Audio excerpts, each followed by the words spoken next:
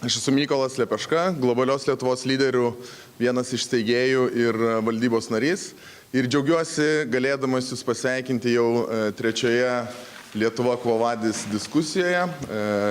Jos metu keliame klausimą, ar Lietuvos universitetai yra pajėgus išugdyti lyderius, kurie užtikrintų Lietuvos sėkmę globaliame kontekste per amžius amžinuosius.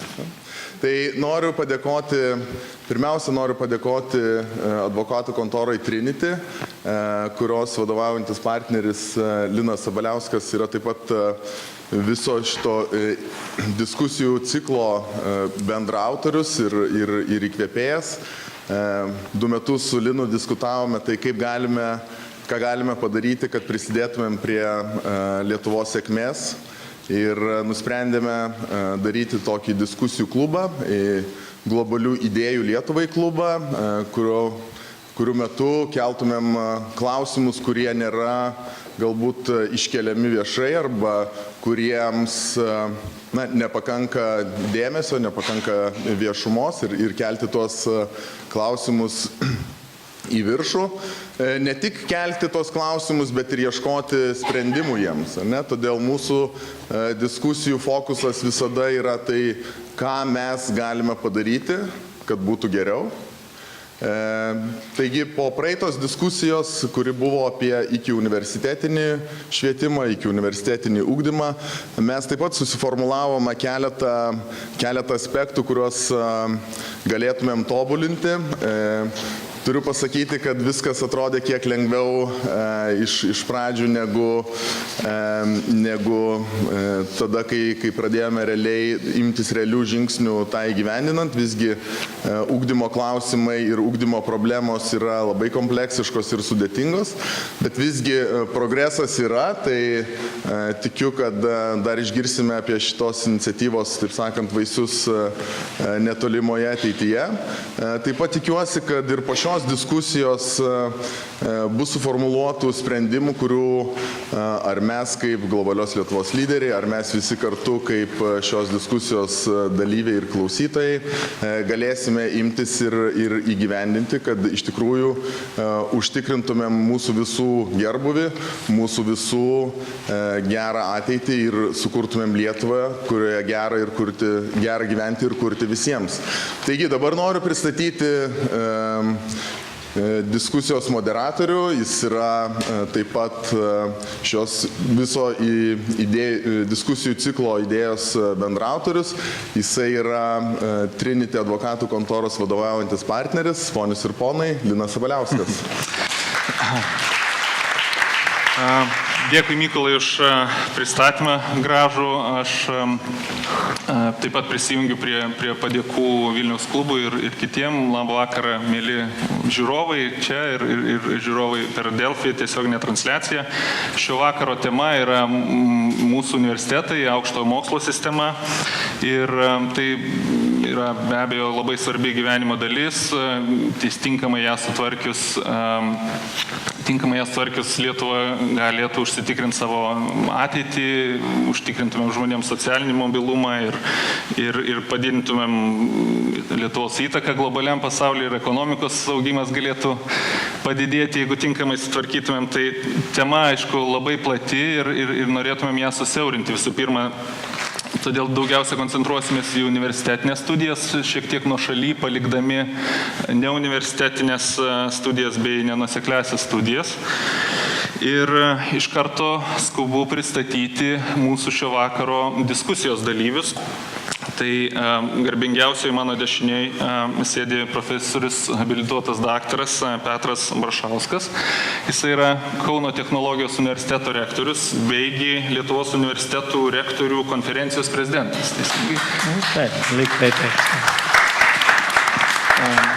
Kad dar labiau pagirčiau, turbūt vakar matėte išėjusius reitingus, tai profesoriaus vadovavimo metu Kauno technologijos universitetas buvo pirmą kartą reitinguotas ir sėkmingai reitinguotas ir šiemet arba vakar paskelbtuose reitinguose išlaikė savo poziciją. Tai ne dėl rektoriaus, ne dėl rektoriaus. Gerai. Taip, toliau pereinam prie daktaro Viliaus Kontrimo. Daktaras Vilius Kontrimas yra nevalstybinio universiteto International School of Management vadybos ir ekonomikos universiteto rektorius.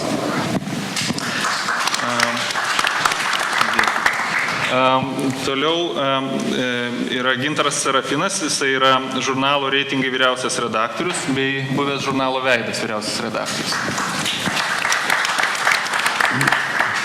Taip pat mūsų diskusijai dalyvauja Sigitas Besagirskas, jisai yra Lietuvos pramonininkų konfederacijos ekonomikos ir finansų departamento direktorius. Ir galiausiai, bet ir svarbiausiai, daktaras Ainius Lašas, jis yra Bath University dėstytojas ir taip pat Oksfordo universiteto vyresnysis mokslinis bendradarbis, turbūt taip išversti lietuvių kalbą galima būtų. Jau nebesu. Okay. Tik tai Bath universitete dirbu. Paplot reikia. Gal šiek tiek trumpai apie šio vakaro programą. Savo diskusiją mes pradėsime Oksfordo stiliaus debatais ir debatų tema yra, ar Lietuvos universitetai pajėgus gali išugdyti Lietuvos ateities lyderius, kurie užtikrintų galbūt ir globalios Lietuvos sėkmę. Tai toks bus apšilimas prieš šio vakaro platesnę diskusiją. Ir šį teiginį palaikys ir argumentus už Lietuvos universitetų gebėjimus mums išsakys daktaras Ainius Lašas, kuris Oksforde turbūt turėjo galimybę matyti tos debatus arba bent jau žino, kaip reikia tai daryti. O šiam teiginiui oponuos Sigitas Besagirskas. Ir galbūt iš karto mes norim pabrėžti, kad jų išsakyta nuomonė nebūtinai sutampa su JLL nuomonė, Trinity nuomonė ir turbūt net su jų pačių nuomonė asmeninė, nes tai yra bandymas pakelti mūsų viešo diskurso lygį ir galbūt įprasti prie to, kad prie argumentų kovos, civilizuoto apsikeitimo argumentais ir tai nereiškia asmeninės kritikos ar asmeninės nuomonės ir tą galima daryti nebūtinai žeminant oponentą. Tai kiekvienas iš dalyvių turės 7 minutės savo argumentuotai pozicijai išdėstyti ir dar vėliau po 3 minutės atremti išgirstus oponento argumentus bei sustiprinti savo poziciją. Ir jų tikslas yra įtikinti jūs, mėly žiūrovai ir klausytojai, kad jų pozicija yra teisingiausia. Ir nugalėtojai išrinksim čia vietoj salėje rankų pakelimu, plojimais ar kitais palaikymo būdais. Tad argumentų labai įdėmiai klausykite ir išsirinkite savo favoritą. O po karštų debatų prasidės diskusija apie aukštojo mokslo sistemą, apie opiausias problemas sistemos ir galbūt galimus jų sprendimo būdus šiek tiek platesnėme rate. Diskusija truks apie valandą ir po diskusijos turėsim maždaug apie 30 minučių klausimam iš salės, nes matau daug garbingų žmonių, ekspertų, tai turėsit galimybę ir paklausti. Ir šio vakaro siekis iš tikrųjų yra pabandyti surasti atsakymus, ar Lietuvos universitetam iš vis reikia keistis, įvardinti kažkokias tai opiausias problemas ir galbūt svarbiau yra įvardinti galimus sprendimo būdus ar siūlomus šių garbių ekspertų. Ir galiausiai tikiuosi, kad ši diskusija jums bus labai įdomi, išgirsite įdomių argumentų, įdomių nuomonių, tiek jums čia susirinkusiems, tiek tiesioginės transliacijos per Delfi klausytojams. Ir kadangi laiko turime labai nedaug, tai siūlau iš karto ir pereiti prie mūsų garsiųjų žadėtųjų debatų Oksfordo stiliumi. Ainiau, prašau. Dėkui. Na, aš buvau paprašytas pasiruošti būtent pozicijai, jog Lietuva yra pajėgi išugdyti ateities lyderius. Aš jai pasiruošiau ir aš iš tiesų tuo ir tikiu. Ir mano argumentas remiasi, sakykime, susideda iš 4 susidedamųjų dalių, tokių dėmenų. Tai visų pirma, tarptautinis lygis, regioninis dėmuo, nacionalinis ir institucinis dėmuo. Pažiūrėkime į kiekvieną truputėlį išsameu. Tarptautinis dėmuo. Mūsuose man susidaro įspūdis, jog mes pervertiname užsienio universitetus. Ir ypač kalbame apie užsienio universitetų studentus. Mes įsivaizduojame, jog tenai jie yra paruošiami, jie ateina į tas aukštojo mokslo institucijas, kur jie pilnai paruošti, pasiruošę mokytis 100%, galbūt net 110% motyvuoti ir turi pakankamai tų žinių ir, žodžiu, viskas kaip sviestų patepta. Tačiau tiems, kurie yra dirbę toje sistemoje, ir aš galiu tai teikti iš savo patirties, nes toje sistemoje dabar ir dirbu, situacija nėra tokia graži ir tokia rožinė. Ten yra iš tiesų labai įvairaus lygio studentų. Yra studentų, kurie geranoriškai ten ateina, yra studentų, kurie bando nusirašinėti, yra studentų, kuriuo sugebėjimai, kai paskaitai magistro lygio tezės, skaitosi kaip Google Translate programa išverstas darbas, visko ten yra. Ir dėl to nereikia to pervertinti. Vienas argumentas. Dabar regioninis lygmuo. Dažną kartą mes girdime, jog argumentus, jog mes esame, postsovietinė valstybė, kurioje sunku yra kažką keisti, yra įvairūs interesai, politiniai interesai ir kiti interesai, ekonominiai interesai ir, žodžiu, visą tai apsunkina. Kaip jau turbūt mes visi mėgstam, ne tik aš, bet ir apskritai, aš manau, kiekvienas lietuvis, mes pasižiūrim dažnai į šiaurę ir šiuo atveju aš pasižiūrėsiu taip pat į Estiją, pavyzdžiui.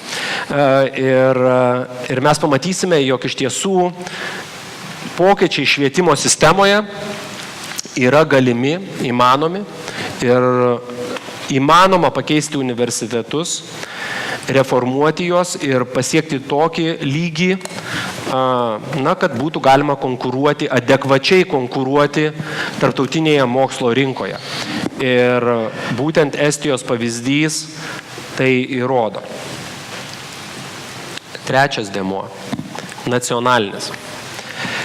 Jeigu mes pasižiūrėsime į mūsų universitetus, dažną kartą, yra galima dažną kartą verkti arba, skūstis ir panašiai, tačiau yra ir tam tikrų išimčių. Jei vėlgi mes paimsime tą pavyzdį, nors galbūt čia ne visai yra korektiška, bet paminėsiu Kauno technologijos universitetą ir čia mūsų tarpe esantį rektorių, poną Baršauską, kad iš tiesų KTU padarė gana didelį šuolį. Ir kaip mes bežiūrėtumėm, tai yra, aišku, pradiniai žingsniai ir ten temptis ir tvarkytis yra dar daug ką daryti, bet kaip universitetui, kuris, iš esmės paveldėjo ir atėjo su rimta tokia ganėtinai konservatyvia sovietinė sistema, su sovietinė visa mąstymo ir personalų, galima sakyti, ta reforma, kuri buvo įgyvendinta ir kuri yra dabar įgyvendinama, tai iš tiesų yra tas šuolis matosi. Interesų konflikto dėliai turiu pripažinti, jog esu vykdęs vieną projektą Kauno technologijos universiteto vėliavą.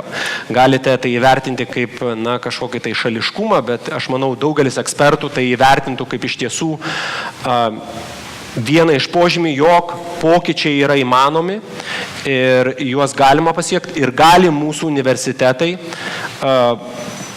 konkuruoti tarptautinėje rinkoje, mokslo rinkoje. Paskutinis argumentas – tai institucinis lygis. Jeigu mes pasižiūrėsime į mūsų universitetų programas, studijų programas, mes galime atrasti tenai programų, ar tai bus informacinės technologijos, ar biochemija, ar dar kitos sritys, fizika ta pati. Mes galime atrasti sričių, kur mes sėkmingai konkuruojame tarptautiniu mastu ir kur mes sėkmingai paruošiame absolventus, kurie gali konkuruoti ateities darbo rinkoje ir dabarties darbo rinkoje ir kurti produktus ir žinias, kurios yra geidžiamos visame pasaulyje. Taigi tie visi jeigu pasižiūrėsim tuos visus lygius, tuos visus lygmenius, mes matom, kad kiekviename iš jų, kad yra viltis ir yra potencialas keistis. Ir iš tiesų mes galime ilgainiui, pridursiu, galime sėkmingai įsilieti į tarptautinę mokslo rinką ir joje konkuruoti. Na ir pačiai pabaigai dar tik pridursiu, jog tas faktas, jog mes visi čia esame susirinkę ir diskutuojam šį klausimą, vien tas faktas jau reiškia, jog mes tikime, jog keisti kažką galim ir jog pokytis yra įmanomas. Ir įskaitant mano oponentą, kuris čia yra, akivaizdu, jog jis taip pat tiki giliai širdyje kažkur, jog tas pokytis yra įmanomas. Kitaip jis tiesiog nebūtų čia. Ačiū, Ainiau. Matosi profesionalo ranka ir puikus laiko jautimas, lygiai 7 minutės. Sigitai, žodis jums. Na, iš tiesų aš tikiu, bet kadangi buvau paprašytas būti ateistų šiuo klausimu, tai aš juo ir pabūsiu ir šiek tiek pakritikuosiu. Na, pirmiausia, universitetų politika yra nukreipta į pinigų pritraukimą, bet ne į protingo, kūrybingo žmogaus išugdymą. Kaip žinot, šiemet tik 3 universitetai taikė praeinamą balą.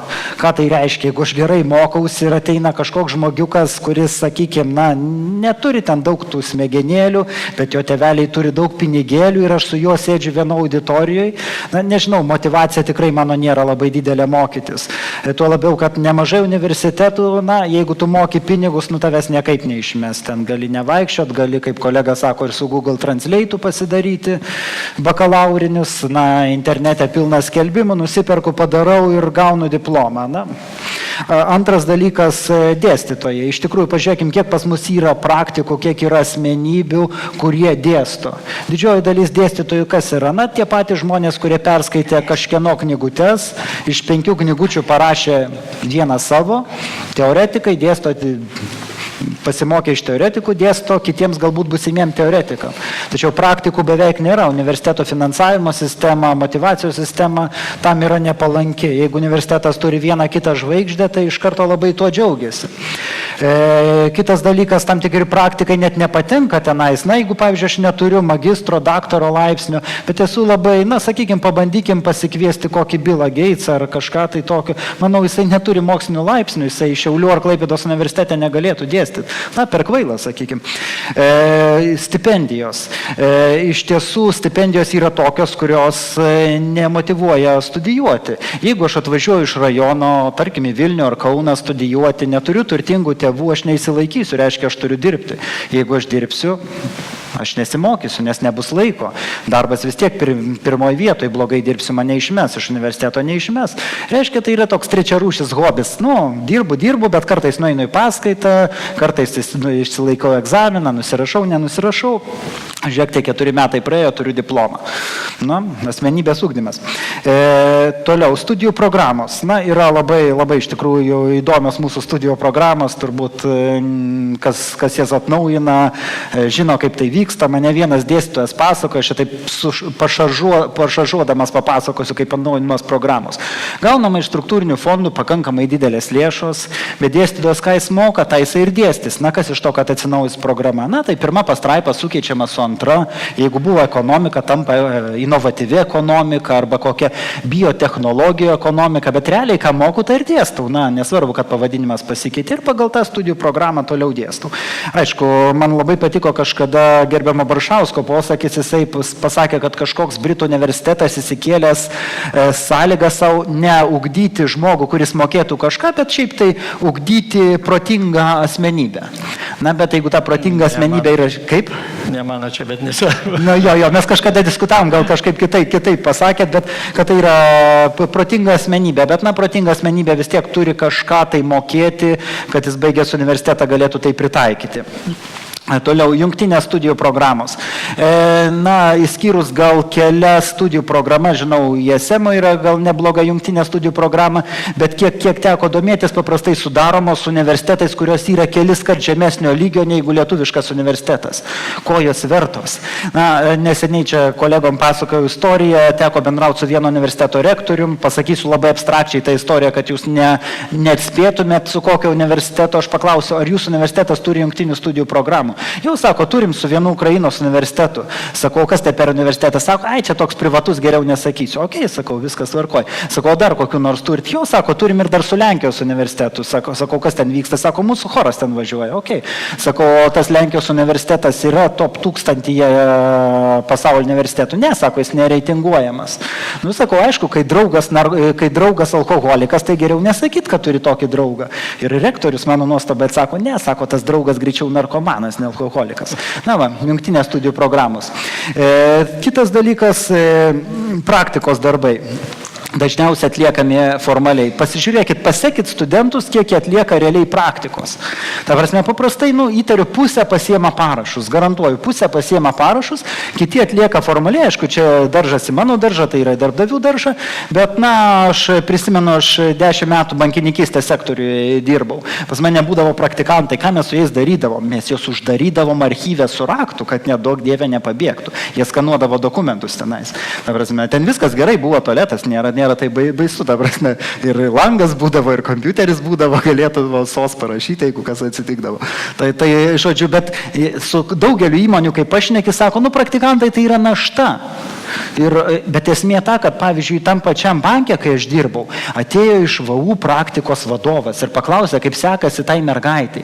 Ta mergaitė buvo tiek apšokinėta, nes aš mačiau, kad kažkas jie domisi, kad, ta prasme, mes sudarėm bendrą praktikos programą ir panašiai. Niekas iš universitetų nesidomi. Kaip ir darbdaviai nelabai domisi, kas ta praktikantas ką veikia. Na ir paskutinis dalykas, tai yra bakalauriniai, magistriniai, daktariniai darbai. Vieno universiteto vienas iš vadovų man labai gerai pasakė. Sako, žinot, 65 metais mes sugalvojom temas, sako, 90 metais išbraukėm komunistinis, tarybinis ir taip toliau, bet temos liko labai panašios. Sako, ir tie darbai lieka tie patys metai iš metų. Aš, pavyzdžiui, sakykime, buvau studijavau teisę.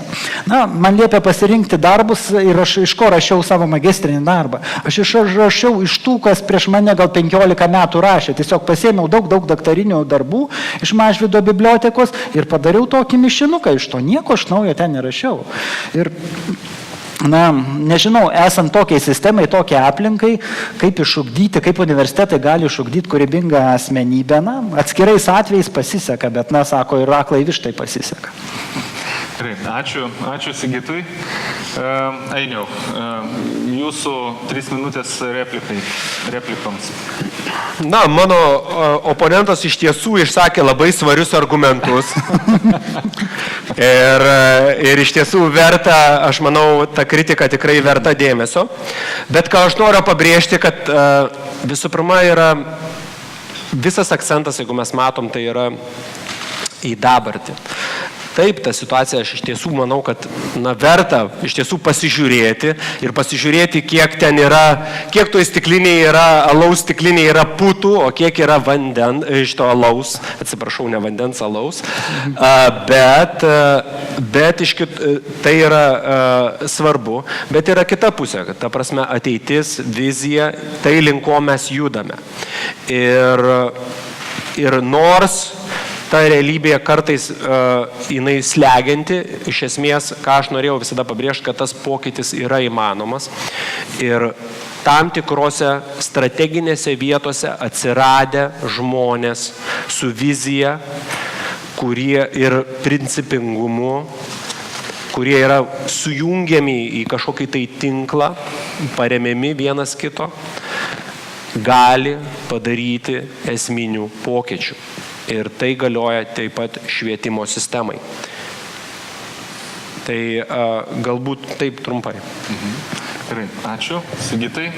Na, sakykime, man patiko Einiaus išsakyti argumentai, bet jie remiasi tuo, kad dabar yra blogai, bet mes turim viltį ir mes tikrai esam stiprus tą viltį paversti realybę. Bet iš tikrųjų, na, ne vieno nebuvo argumento, kad, na, dabar yra tikrai kažkas gerai. Tai aš matau tikrai pokyčius tame universitetuose ir matau labai daug teigiamų pokyčių ir kažkaip tai labai gaila, kad šiandien dalyvauja tik tie universitetai, kurie realiai tos pokyčius ir įgyvendina, tačiau neprisijungia tie universitetai, kurie, na, sakykime, dar turi daugiau erdvės, kur stengtis.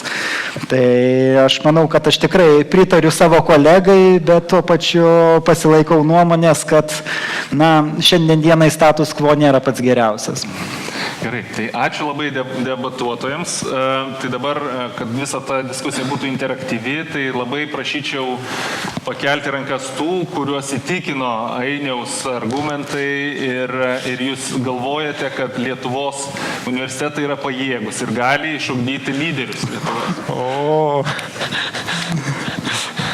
Gerai, kas būtų prieš? Prašom iškelti.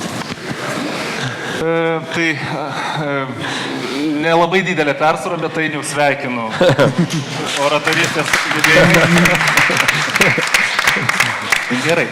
O mes tada, kol debatų dalyviai atsikvėps, įsipils vandens, išgers, sudrėkins savo išdžiūvusias gerklės, aš gal kreipiuosi iškart į profesorių Maršauską ir norėjau, kad trumpai išsakytumėt savo nuomonę. Ar ką jūs galvojate, ar tie Lietuvos universitetai pajėgus jau šiandien išugdyti lyderius ir gali išaugti tokioje aplinkoje? Tai ačiū Jums labai. Gal aš per prizmę reaguosiu, kas buvo kalbama, kad per daug nenutolt. Tai pirmiausia, mielam Ainiui, ačiū už tokią požiūrį. Tikrai prašau nesuprast, kad viskas čia labai gerai.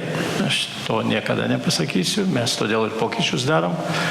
Bet tas, kas čia mačiau, įvyko, tikėjimas būtinas. Be tikėjimo, be galvojimo, kad mes galim pagerinti, mes tikrai nepadarysim. Vienas dalykas. Kitas dalykas, gerbiamas Ainius užkabino labai, mano akim, svarbų dalyką – motyvacija. Jeigu jaunas žmogus ateina motyvuotas ir ateina žinių, yra visai kitokie dalykai, jeigu jis ateina diplomo. Deja, šitie supratimai mūsų visuomenės, kurias mes bandom lyginti, vakarų ir mūsų, yra gerokai skirtingi. Gerokai skirtingi. Dabar į gerbiamo Sigito, kurį gerbiu ir dirbam ir bendradarbiaujam, bet čia mūsų nuotaikos nesutinka. Jisai sako, universitetai orientuoja į politiką, pinigų dauginimu. Ne universitetai orientuoja. Valstybė su valstybės tokia universitetų finansavimo sistema juos stumia į tai. Tai keiskime sistemą, tada automatiškai universitetai keisis. Jūs sakot, negalit pasikviesti. Galit bet ką pasikviesti į universitetus. Mes net garbės daktarą davėm žmogui, kuris neturi aukšto mokslo. Bet jisai nedėsto pas jūs. Jisai gavo tik apdovanojimą, bet pritraukit jį, kad jis dėstytų. Tai vat kitus dalykus, ką gerbiamas Sigitas pajudino, tikrai reikia pasakyti, tai yra sudėtinga, tai yra procesas, programų pertvarka. Tai tą, ką Ainius pasakė, kad tai yra pradžia. Taip, tai yra pradžia. Bet galite įsivaizduoti institucijose didelėse, kuriuose yra 1000 darbuotojų. Vienodą supratimą, vienodą matymą, vienodą supratimą apie programų pokytį. Tai yra sudėtingi dalykai. O visi kiti dalykai padaromi ir aš, jeigu labai trumpai, tai tikrai tikiu, kad tai yra padaromi ir jau rodo kai kurie dalykai, kad įmanoma padaryti, bet tik reikia imti, daryti sprendimus ir daryti. Ir tikėti to. Ačiū, profesoriu. Viliau, gal irgi porą žodžių reaguojant į tą diskusiją, ką išgirdot, ką galvojat, ar pajėgus mes tų lyderių išsiugdyti čia Lietuvai? Ačiū labai, iš ties buvo įdomu klausytis, ačiū pašnekovam. Aš pasiremsiu tiek savo pavyzdžių, tiek savo institucijos. kadangi Lietuvoje teko baigti ir Vilniaus universitetą, ir Kauno technologijos universitetą, ir Vilniaus Gedimino technikos universitetą, įvairiose pakopose, įvairiose kryptyse, tai iš vienos pusės pamačiau virtuvę labai iš vidaus, tai yra, žinau, kaip ten dalykai vyksta, paskui 8 metai versle ir paskui galimybė būti vienu iš vadovų privačioje institucijoje, kurių tikiu, kad užduoda toną ir užduoda gerą pavyzdį visai Lietuvos aukštojo mokslo sistemai, man akivaizdžiai parodė, jog galima dalykus sutvarkyti. Su profesorium Petru mes kartu JSM pradirbom nemažai metų, kai jis tuo metu buvo prorektorius. Ir darėme tuos dalykus, kuriuos gali greitai padaryti mažo institucijai tokioj kaip JSM ir kuriuos dabar jisai perkelia į Kauno technologijos universitetą daug didesnį. Ir bėgant per argumentus, kuriuos paminėjo oponentai, labai smagu, kad mes visur mąstome labai panašiai ir visur esame liktais tuo žingsneliu priekyje, kuris pademonstruoja, kad visi kiti ten galės ateiti. Tai pavyzdžiui, dėl užsienio universitetų ir užsienio studentų. Mes dažnai esame stotelė, kur žmonės renkasi arba Lietuva, tai yra mes, arba užsienio studijos, vadybos ekonomikos srityje. Ir mes turime nemažai tokių, kurie nusprendė yra likti čia, ir dar nemažai tokių, kurie išvažiavo į užsienį, ten pabuvo metus ir grįžo čia ir pasakė, kad taip, jeigu tai ne Harvardas, ne Oksfordas ir ne tos pirmos lygos universitetai, čia yra tikrai geriau. Regioniniam lygmenį mes taip pat turime labai gražių pavyzdžių, kur yra padaryti didžiuliai proveržiai, ir aš su didžiausia pagarba tai visą laiką galvoju apie Singapūrą. Ir apie Singapūro vadybos universitetą, kuris būdamas privatus, maždaug per 30 metų papuolė į 100 pasaulio geriausių universitetų. Tai pademonstravęs, kad iš esmės visiškai nuo nulio, su tinkama vadyba, su tinkamu požiūriu, su valstybės pagalba galima tos dalykus padaryti. Ir Singapūras yra 4 milijonų gyventojų šalis, reiškia savo gyventojų skaičium panašiai mus. Realiai, kai įsikūrė, tai buvo valstybė pelkėje ir įdomi tik tai savo geopolitiniu požiūriu ir Britų palikimu. Tai mes tikrai esame ne ką mažiau įdomu savo geopolitinę situaciją ir palikimu, kurį mes turime, intelektualais, kuriuos mes esame sukaupę. Tai turim tikrai neblogesnę startinę poziciją ir galime pasiekti tai, ką pasiekė jie. Jeigu kalbėti apie programas arba institucinį lygmenį, tai taip. Tai, kad mes papuolame į geriausių pasaulio universitetų reitingus, reiškia gali papulti ir visi kiti, kad geros mokyklos sudaro su mumis 2 laipsnio programas. Aš kalbu ne apie tas 3 lygio institucijas, bet apie tos jau tikrai gerus reitinguojamus universitetus, reiškia, kad ir visi kiti tą gali padaryti. Ir mes labai teikiame dėmesį tai, ką atkreipė dėmesį Sigitas. Nes iš tikrųjų pats praėjęs per visos tos dalykus noriu padaryti, kad kitiem būtų geriau, kad su tavimi elgtųsi taip, kaip kad norėtum padėti. Ne? Tai studijų kokybei be abejo įeiga yra svarbi ir labai šaunu, kad prieš tai diskusija buvo apie mokyklas. Universitetai gali padaryti daug, bet kaip ir kiekviename procese, nuo įeigos labai priklauso išeiga ir poveikis. Mes kviečiame apie 30% dėstytojų praktikus iš industrijos, tai reiškia bankų vadovai, įmonių vadovai ir visi kiti, jie dėsto. Ir jos 70% papildo tie, kurie turi laipsnius ir tie, kurie atitinka aukštojo mokslo reikalavimus.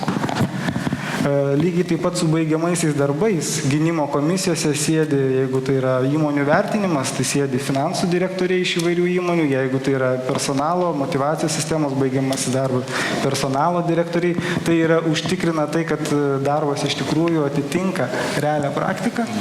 Ir iš tikrųjų parašytas kokybiškai. O kad praktika būtų atlikta iš tiesų, tai mes leidžiame rašyti baigiamąjį darbą tik tada, kai apsigyniai praktikos ataskaitą ir tik iš tos temos, kuri aktuali tai įmoniai, kurioje tu atlikai praktiką.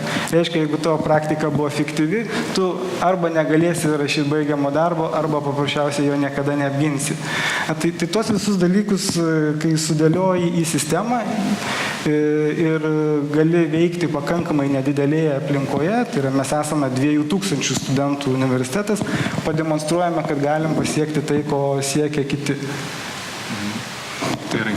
Ačiū, Viliau. Gintarai, čia girdėjom tokį pusiau reklaminį jau, bet ir tokį teigiamą požiūrį.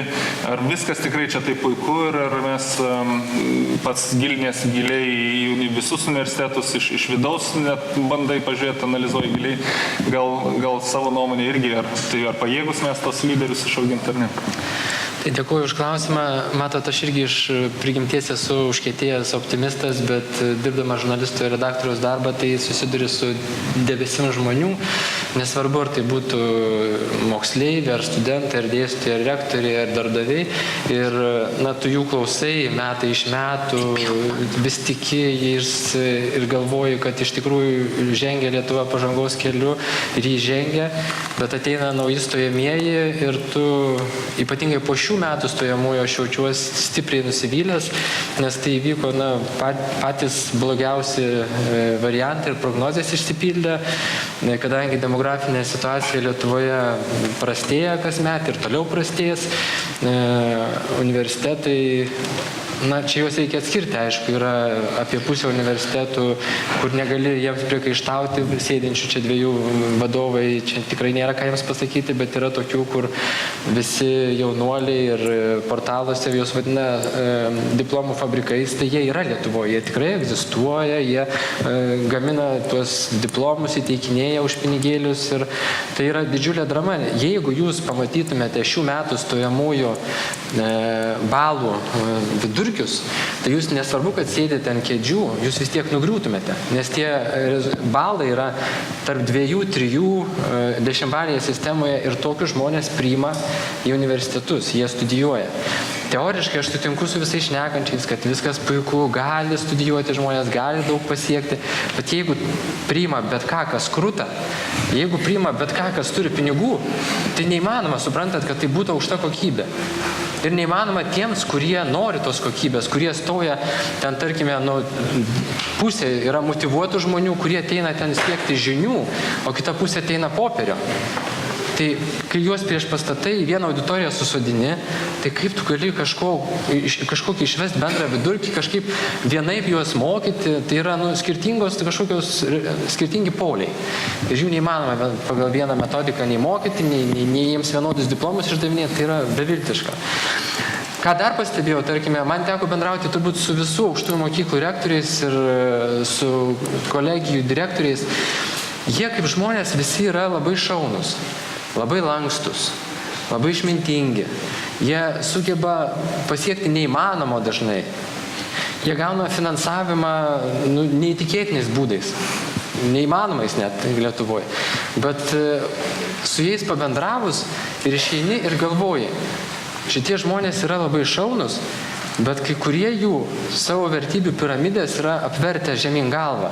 Tai yra, jie mąsto apie savo universiteto pastatus, auditorijas, kaip juos sutvarkyti, gauti ES lėšas. Jie mąsto apie savo žmonės kaip dėstytojus, kaip profesorius, kaip juos išlaikyti, kaip jų nei vieno neatleisti. Jie mąsto apie daugą išskyrus studentus. Ir studijų kokybę. Irgi jie eina į kompromisus bet kokius su sąžine, nes jiems reikia išgyventi. Demografinė krizė, neįmanoma, pinigėlių nėra, o keisti nieko nesinori. Mes matėme, reiškia, tarsi ir galėjo jungtis universitetai ir čia skatina, kas tik nori. Ir ministerija, ir prezidentė, ir tų skatintojų. Neskatina prezidentė? Aš ne apie prezidentę, bet... Bet paskutinis jungimas įvyko seniai neatmenamais laikais, kai susijungė Veterinarijos akademija ir Medicinos universitetas. Ir tas susijungimas atnešė begalę pliusų ir labai mažai minusų. Kažkaip buvo užsiminta šių metų pradžioje, kad įvyks proveržis, jungsis Kauno universitetai. Bet gal ponas rektorius, profesorius Baršauskas paaiškins, kodėl kažkaip nutilo ta tema. Ir tai taip tokia tolima perspektyva, o tai galėtų vykti tas proveržis, nes toks stambus, stiprus universitetas, jisai galėtų konkuruoti ir patekti nebe į kažkokį 700 geriausių pasaulio universiteto, o gal kažkada jau ir 500 galėtų patekti. Tai tų visokių niuansų yra daugybė. Ir paskutinis argumentas mano būtų toks, ne mano būtų argumentas. Aš nekėjau su Argentos vadovu, jisai sako, man kažkaip toks atrodo neadekvatumas, kai aš stebiu, pavyzdžiui, visą švietimo rinką. Įsivaizduokit, sako, aš esu verslininkas.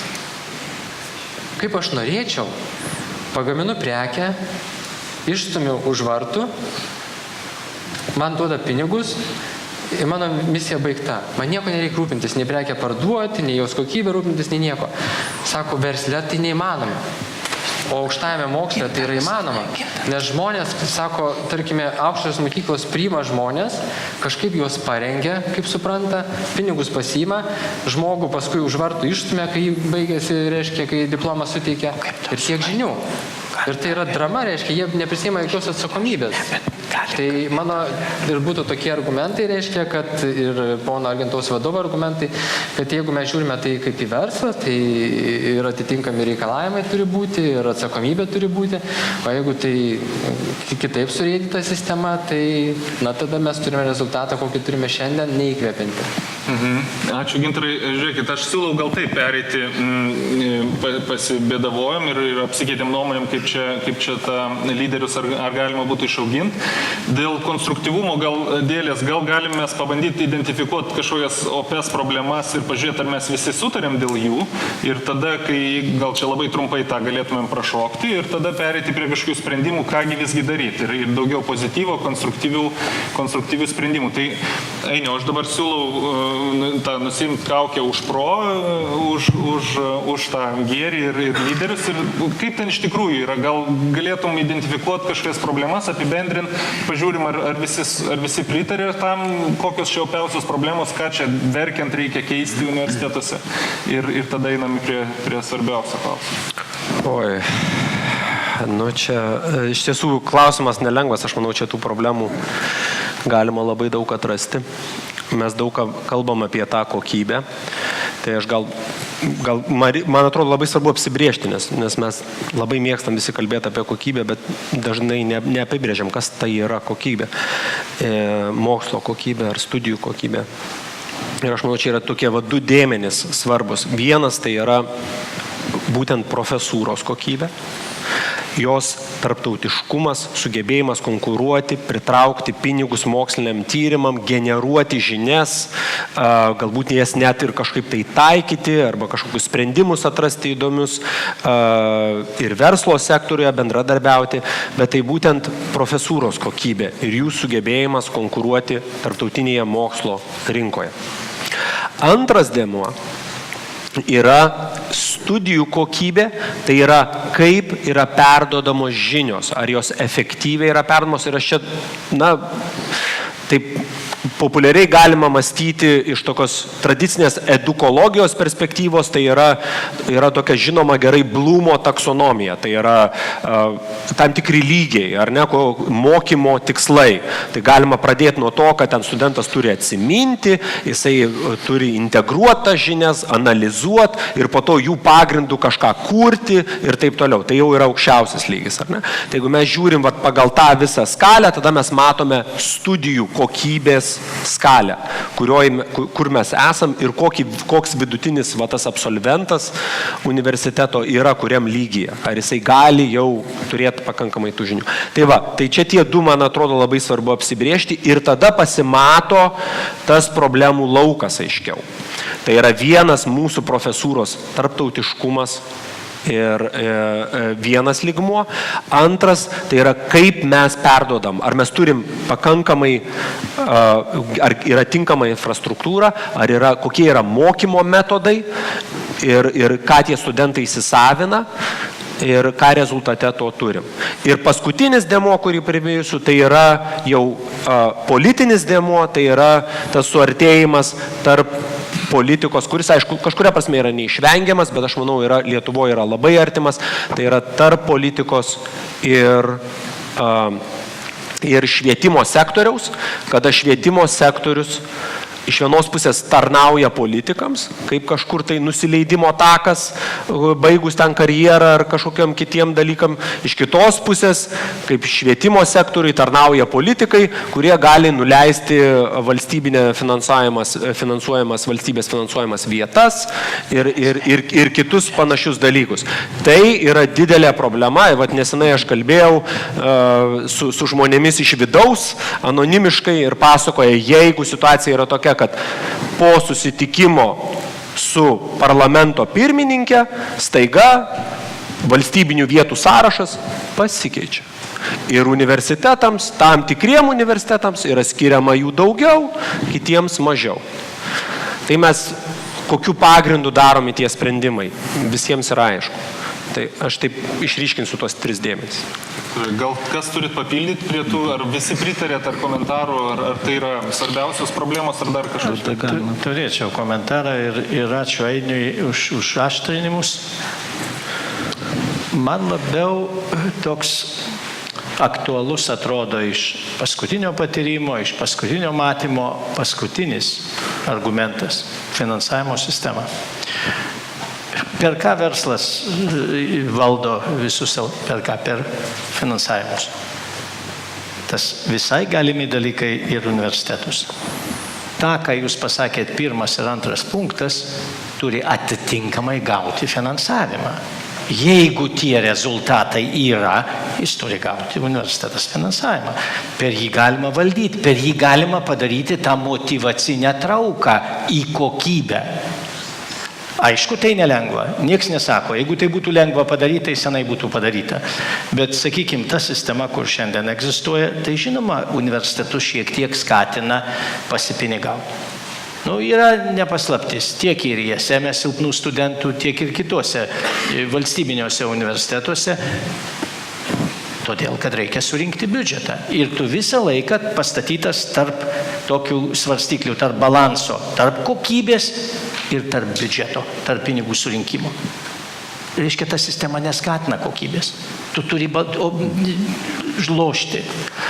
Taigi, aš eičiau į tokį dalyką, į tokį siūlymą. Ir tie dalykai sutvarkomi. Juk yra kitose universitetuose fondai, kurie finansuoja tokius dalykus, kaip jūs minit. Čia įmanomi dalykai. Kas dar kokių Papildysiu šiek tiek. problemų Čia sąrašo? tikrai pritarčiau abiem kolegoms. Aš galbūt pasakysiu kitą pavyzdį, kuo skiriasi Europos universitetai nuo Amerikos universitetų. Praeitą savaitę bendravau su vienu kolega, vienu, sakykime, draugu, kuris šiuo metu vadovauja Amerikiečių institutui Lietuvaičių, kuris vadovauja Amerikiečių institutui Jordanijoje. Jis prieš tai dirbo panašų darbą Azerbaidžane ir dirbo iš Europos komisijos pinigų, dabar jis dirba iš USAID, tai yra iš Jungtinių Amerikos valstijų pinigų. Sakau, dirbi tą patį, kuo skiriasi? Sako, labai paprastai, kai dirbau iš Europos komisijos pinigų, turėjau tokį popierių, kur turėjau parašyti, kiek padariau susitikimų, kiek renginių, kiek prakonsultavau, kiek makulatūros išleidau ir panašiai.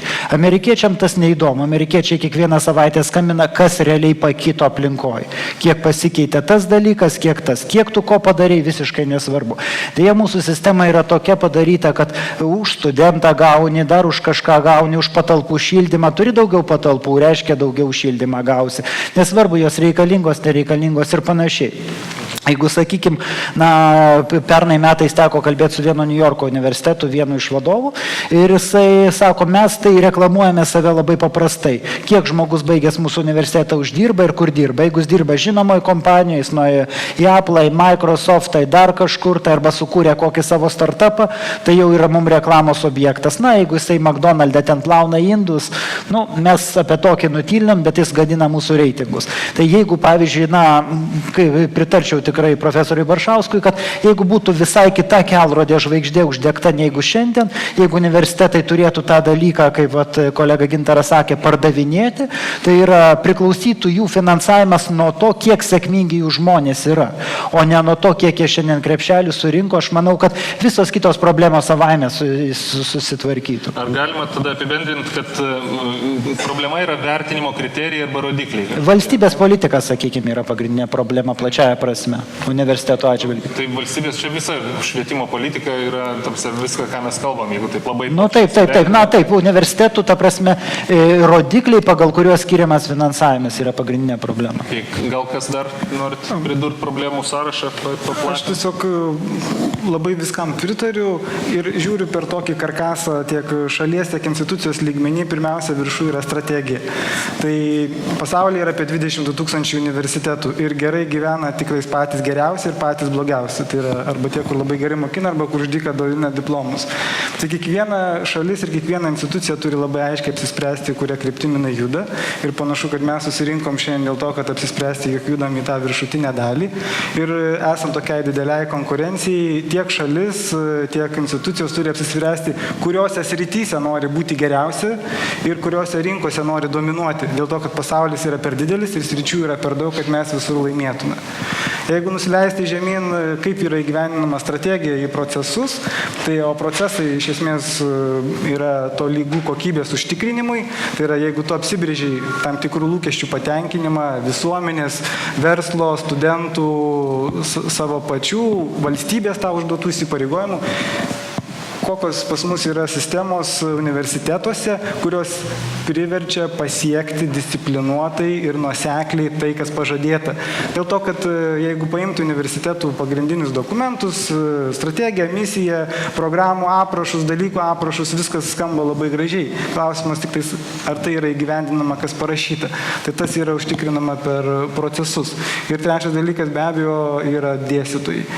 Tai yra pagrindinis išteklius, kuris ir pagrindinė jėga, kuris veda instituciją į priekį.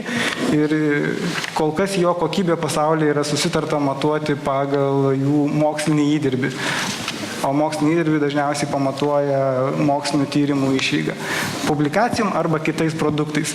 Tai vėlgi mes turime susitelkti į mokslo skatinimą ir ne į pseudo mokslo skatinimą, kokį dažnai mes galime matyti, kad draugas, su kuriuo aš geriu alų, yra žurnalo redaktorius, kuriame aš spausdinuosi, kiti mano draugai, su kuriais aš geriu vyną, yra tie, kurie cituoja mano straipsnius. Reiškia, mes turim pakankamai straipsnių, mūsų citavimo indeksas yra pakankamai aukštas, mes praeiname kvalifikaciją, atestaciją kas 3 metus, turime laipsnius, kuriais galime didžiuotis ir pagal juos gauname atlyginimą, bet tai neverčia sukurti to tikrojo mokslo, kuris būtų arba pritaikomas, arba jeigu tai yra fundamentalus, jis užduotų ateities kartom nuo ko atsispirti. Tai va, aš į šitus dalykus labai taip aiškiai pažiūrėdamas norėčiau, kad Lietuva kaip Estija būtų apsisprendus tiksliau, ko nori aukšto mokslo srityje. Ir čia gali tada pasijungti ir prezidentūra, ir užsienio reikalų ministerija, ir tose šalyse, ir tose srityse mus vesti į priekį ir mums padėti. Procesai, mes gauname labai daug struktūrinių lėšų, ateis keli milijardai litų. Tai kuo daugiau jų nukreipti į procesų sutvarkymą, o ne į infrastruktūros statymą, nes pirmą mes išmokime dirbti ir užsidirbti, tada išlaikysime tą infrastruktūrą, į kurią buvome investavę. Ir be abejo į dėstytojus, į jų ugdymą tiek kaip jie dėsto auditoriją, tai yra kaip jie sugeba pedagogiškai perteikti mokslą, kurį prieš tai kūrė. O kad mokslą kurtų ne pseudo mokslą, o tikrai mokslą. Tai vat 3 problemas, kurias matau. Okay, tai jeigu apibendrinant, galbūt galim tada taip turbūt identifikuoti tas problemas, pataisykit, jeigu kažką praleidau. Tai vis pirma kokybė, studijų kokybė, tai ir profesūros kokybė, gal taip, kokybės didžiulis aspektas problema ir tada finansavimo sistemos problema. Iš to išeina ir į tą įeina ir vertinimo kriterijai, kažkokie rodikliai, galbūt juos reikėtų kažką koreguoti ir skatinti universitetus to siekti kokybės ir galbūt ta lietuviška tokia ypatybė dar ta politikos švietimo sąveika, politikos ir švietimo sistemos sąveika, kuri gal irgi galima po to didelių didelė antraštė finansavimo sistema irgi štai dabar klausimas, identifikavus tas problemas, gal toks visiems arba kas drąsiausias, tai ar šiandieninė ta švietimo politika nukreipta į šių opiausių problemų sprendimą, ar švietimo mokslo ministerija, ar Seimo komitetas taip pat mato šias problemas ir ar jos sprendžiamos tos problemos ir ar čia tik tai laiko klausimas, kad lėtai mes sprendžiam, ar jau pradėta, ar čia net nieks negalvoja, nes kitas problemas jie sprendžia ir mato, kas būtų drąsesnis į tą atsakyti. Žinot, viešai taip kritikuoti nemalonu, bet yra. Su ministru bendraujam, tikrai yra normalūs santykiai, su ministerija bendraujam, viskas tvarkoj. Bet tikrai pasigendam to valstybės įsikišimo, valstybės daugiau strateginio tokio valdymo. Tokia lyg tai eina gaidelė tokia. Universitetai jūs ten susitarkit. Nesusitars universitetai niekada. Ypač prie tokios finansavimo sistemos. Prie dabartinės niekada universitetai, jos valdys interesai. Sakykime, pavyzdį tame tarpe ir jungimo universitetų problemos. Universitetai sunkiai susijungs kartu patys. Turi valstybė dalyvauti tam procese. Vienas iš tokių klasikinių modelių, aš ne vieną kartą esu sakęs, tai yra tas, sakykime, kad ir suomiškas, tebūnė imkim suomišką modelį, Alto modelis. Reiškia, užsiduoda valstybė, kad mes norim vieną universitetą matyti 10 geriausių universitetų per artimiausią 5 metį. Jie ima geriausią technologijos universitetą, jam kažko trūksta. Ko trūksta? Kūrybiškumo.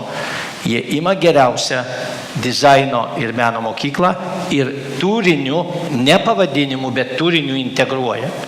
Ko dar trūksta? Verslo būtinai. Paima tą Helsinki School of Economics, ją integruoja turiniu į programas ir viską ir sako, imkit tiek ir tiek pinigų ir turi tokį rezultatą padaryti per tiek ir tiek.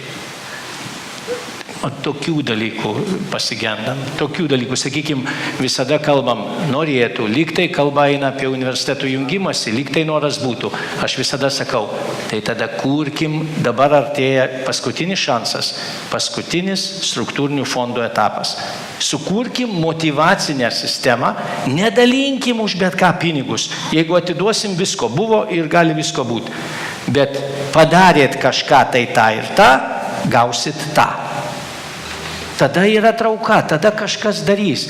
Dabar visi, kaip jūs, kad gražiai sakėt, bando išgyventi, bando ieškoti tokių, nugriebti vieną kitą projektą, bando užkaišioti tas skylės ir be tokio platesnio, strateginio požiūrio į ateitį, ilgalaikio planavimo, to nėra. Bet prezidentė, jūs galėtume, tarkime, pasakyti, kokia tenkintų finansavimo sistema daugumą rektorių, nes jau ministras pasakė, kad jis neplanuoja ir kitų metų stojamųjų nieko keisti. Bet išgirsti, kas yra protinga, išmintinga, norėtųsi jau šiandien. Ta elementarioji, jeigu kalbam, kur girdėjo tie 3 variantai, studijų finansavimo sistema, tai ten lyg tai yra aišku. Bet yra sudėtinga mūsų valstybėje įdiegti. Tai yra vienas variantas, kada nieks nemoka, visi mes žinom, kad tokia sistema neveiks ir jau mes turėjom tokią sistemą. Kada šita sistema, kokia dabar yra, jinai tikrai turi problemų, pradant europiniam nuostatom, kai vienoj grupiai sėdi mokantis ir nemokantis, kai netraukia į kokybę, o į pasipinigavimą, tai socialiai teisingiausia, aš visada tą patį sakau ir taip yra, kada nedidelę dalį moka kiekvienas studijuojantis, o likusią dalį moka valstybė. Kiek, čia nesunku suskaičiuoti, kad susibalansuotų tas biudžetas, čia gaunasi maždaug mokestis metams nuo 1000 iki 2000 kiekvienam, o visą likusį valstybė ir toj situacijoje, kokioje esame, mes biudžetą sutvarkytume. Tai šitas yra paprasta, šitas aišku, bet įgyvendinti šitą sunku. Tuoj pat prasideda aiškinimas, kad negalim konstitucinę pataisą padaryti, nes tada jau ale mokslas nemokamas ir panašiai. Sudėtingi dalykai. O kiti dalykai, kodėl yra irgi ir fondai, ir mechanizmai, tą, ką Ainius sakė, į ką orientuoti, pavyzdžiui, turim orientuoti profesūrą į tam tikrus rodiklius. Paprasti dalykai. Sudėjai kriterijus ir sakai, va, jeigu jūs pasiekė tokį rezultatą kitais, sakykime, kaip vyksta finansavimas už magistrantūrą ir doktorantūrą. Tu parodai mokslinius rezultatus, tu gauni vietas. Neparodai, tu jų negauni. Čia tas pats. Įmanomi dalykai. Tai ta sistema, aišku, tai nėra lengva. Prasideda interesai, prasideda, kaip Ainius gražiai sakė, Seimo interesai, Seimo konjunktūriniai dalykai ir panašiai. Nu, gyvenimas. Bet kad tai įmanoma, tai kitos šalys susitvarko. Nu, tai reiškia ir mum įmanoma. Viliau, gal dar ką pridurt, kaip ta švietimo politika mūsų, ar čia gali politikai prisidėti ir nuo ko čia pradėti reikėtų? Tai be abejo, aš pirmiausia pritarsiu kolegai Petrui, kad yra labai svarbu valia ir lyderystė.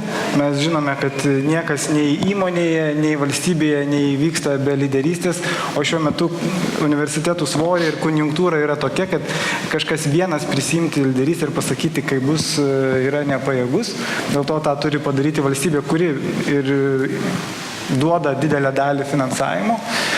Ir aišku, visą laiką skatinčiau žiūrėti politikus plačiau. Aš visai ne dėl to, kad atstovauju privatų universitetą, bet nuo šiuo atveju iš daugelio politikų, kaip girdisi, kad privatus universitetai tai yra kažko prastesni, nors jeigu paimti Harvardą, Stanfordą, Berkeley ir visus kitus, tai yra privatus universitetai.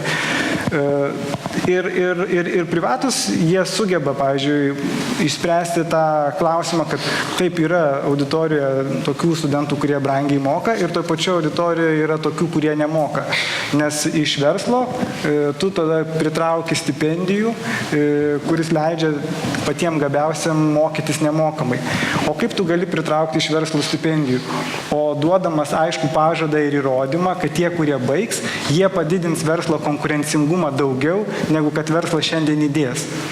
Tai reikia pirmiausia galvoti visoje vertės sistemoje, kad paskutinis elementas, tai yra paskutinis dėmuo, yra verslas.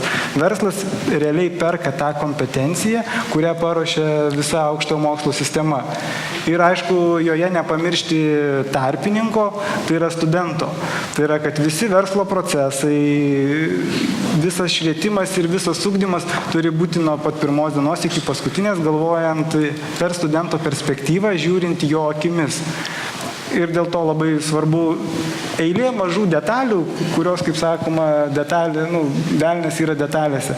Pradedant nuo vadinamųjų ankstyvojo pavojaus sistemų, kai tu iš anksto gali identifikuoti, kad studentas tikėtinai rodo prastesnį rezultatą ir tu tada susitinki su juo ir su jo tėvais ir išsiaiškini priežastis ir padedi jam atsistoti į teisingą kelią, nes sutikim, kad kai 18-metis atvažiuoja į kitą miestą, gavo tam tikrą finansinę laisvę, gavo tam tikrą veiksmų laisvę, pirmus 2 metus jisai gali susitelkti visai ne ten, kur norėtų susitelkti, kai jeigu jisai galėtų nueiti į ateitį ir tas jo 30-metis savo patarti, tai jisai visai kitur susitelktų.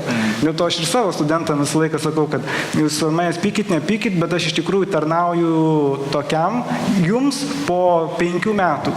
Tai yra dabar jūs mane keiksit, dabar jūs būsite manim nepatenkintas, bet man svarbiausia, kaip jūs mane vertinsit, kaip bus praėję 5 metai. Ir kai praeina 5 metai, tai dažniausiai tu vertini tos dėstus, kurie tau davė labai daug ir pareikalavo labai daug. Dėl mokančių, nemokančių, ne visai vėliau taip yra, sakykime, imam konkretų Stanfordą, ar ne? Visi absoliučiai moka 100%, tik tiek, kad už vienus kažkas užmoka, kiti patys moka. Už tos vienus moka įmonės firmos, už kitus endowmento fondas, pačio Stanfordo, bet nėra nemokančių. Taip, teisybė, tiesiog ne pats žmogus moka, bet kažkas už jį. Tai reiškia, kad sukuria universitetas tiek vertės, kad kažkas kitas yra pasirengęs sumokėti už jo studijas. Čia mes dabar kalbėjom apie studentų ar būsimųjų darbuotojų parengimą ir jų ten pritaikomumą verslui. Tas labai tinka verslo universitetui, ar ne? Aš norėjau pasiklausti, Ainiau, gal pats galėtum savo nuomonę išsakyti, ar tas studento įsidarbinimas įdarbinimo ir gal net pradinio atlyginimo dydis, kaip nuskambėjo Sigito argumentas, koks kriterijus turėtų būti liudijantis studijų kokybę. Ar tai yra, nežinau, svarbiausias kriterijus, ar jis turi būti tarp tų kriterijų vertinimo ir ar visom tinka mokslo institucijom? Na, aš manau, čia tas klausimas toks jau suktas jau su tam tikru atsakymu, kad be abejo atsakymas yra ne, nes jeigu mes kalbėsime apie filosofiją, mes nematysim nei vieno darbo pasiūlymo filosofui. Bet tai nereiškia, jog filosofiją reikia išmesti iš universiteto fakultetų ir panašiai. Tas dėmuo, verslo dėmuo yra svarbus ir iš tiesų jisai turi savo reikšmę, bet jo nereikia suabsoliutinti ir viską pasakyti, kad ten tam tikras atlyginimas yra išraiška kažko. Jeigu mes kalbam net apie tą patį Harvardą ar Cambridge'ą ar Oxfordą, visi puikiai žinom, gal nebūtinai visi, bet aš teikčiau tai, jog dalį ten žmonių ir dalį vertės sukuria ne tiek dar mokslas, kiek ryšiai. Tai yra mano senatoriaus sūnus mokosi tenai dar kokio savininko vėl kažkas mokosi. Tai sukuria irgi pridėtinę vertę ir daugelis žmonių ima paskolas ir eina tenai mokytis, griebdamas į kiek su nagais ir ragais, kadangi jie žino, kad ten yra galimybės. Ir tos dažną kartą galimybės yra nebūtinai vien tik tai gebėjimas, bet yra ryšiai. Ir tai nėra tik Lietuva, mes kalbam apie Lietuvą dažnai ten pusbrolių, pusseserių šalis, tai yra visam pasaulyje. Ir tas momentas yra svarbus. Yra kiti dalykai, tai vėlgi mes grįžtam prie to, kaip mes apibrėžiam kokybę, ar ne? Jeigu tas žmogus į universitetą mes galim žiūrėti plačiau, į universitetą kaip vietą, kurioje ieškoma, kur nėra tik tai produkcija, kur nėra tik tai produktas kaip toks, kuris mes per 3 metus paruošiam, viskas išmetėm, eik, gyvenk. Ir įrodi, kad tu ten gali kažką. Bet tai yra vieta, kur žmogus auga, bręsta, įgauna tam tikras įgūdžius, kritinį mąstymą, jisai tampa piliečiu valstybės mastu. Tai irgi yra svarbus momentas ir dažną kartą jisai gali būti gal pakeisti net savo studijų sritį, ar ne? Jis gali būti pradėti nuo verslo, po to pereiti į filosofiją ir baigti, nežinau, dar kažką. Amerikos, pavyzdžiui, sistemoje tai yra skatinama. Ir tai yra nesuprantama, kad tai yra vieta, kurioje yra daugiau nei vien kuriamas darbuotojas. Ir dėl to aš į tai plačiau pasižiūrėčiau ir aišku atsakyčiau, kad tai nėra tik tai, nors tas dėmuo yra svarbus, aš to neneigiu. Gintarai, jūs darot dažnai reitingus, kasmet darot reitingus ir ten vis tiek yra vertinimo kriterijai, kažkokie rodikliai, kuriuos jūs vertinat. Jūs tiek sudarinėdami reitingus galvojat, kokie rodikliai, kokie kriterijai yra svarbiausi, galbūt lyginat, ką kiti vertina. Į ką reikėtų orientuotis Lietuvoje? Kokie vertinimo kriterijai, galbūt jūsų tą sistemą, nežinau, galima panaudoti finansavimo sistemą arba paskatų sistemos sukūrimui, į ką reikėtų orientuotis Lietuvai, norint pakelti tą lygį į visiškai kitą kokybinį lygmenį? Mes, kai rengiame reitingus, orientuojamės į 7 kriterijus, svarbiausiais laikome moksliškumą natūralų universitete, antroje vietoje yra darbdavių nuomonė, čia irgi nieko nepakeisi, kaip jie pasako, ką jie geriausiai vertina, tai yra svarbiausia universitetams. Taip pat vertiname tarptautiškumą Lietuvos universitetų, studentų nuomoniai daug vietos skiriame, ir personalą, tai yra visa profesūra. Ir kas mane labiausiai imponuoja ir kartu stebina, po reitingo pasirodymo įvairių universitetų ar šiaip aukštųjų mokyklų reakcija būna labai skirtinga. Vieni pamatę prastą savo rodiklį iširsta ir pavadina mus grėsmė nacionaliniam saugumui.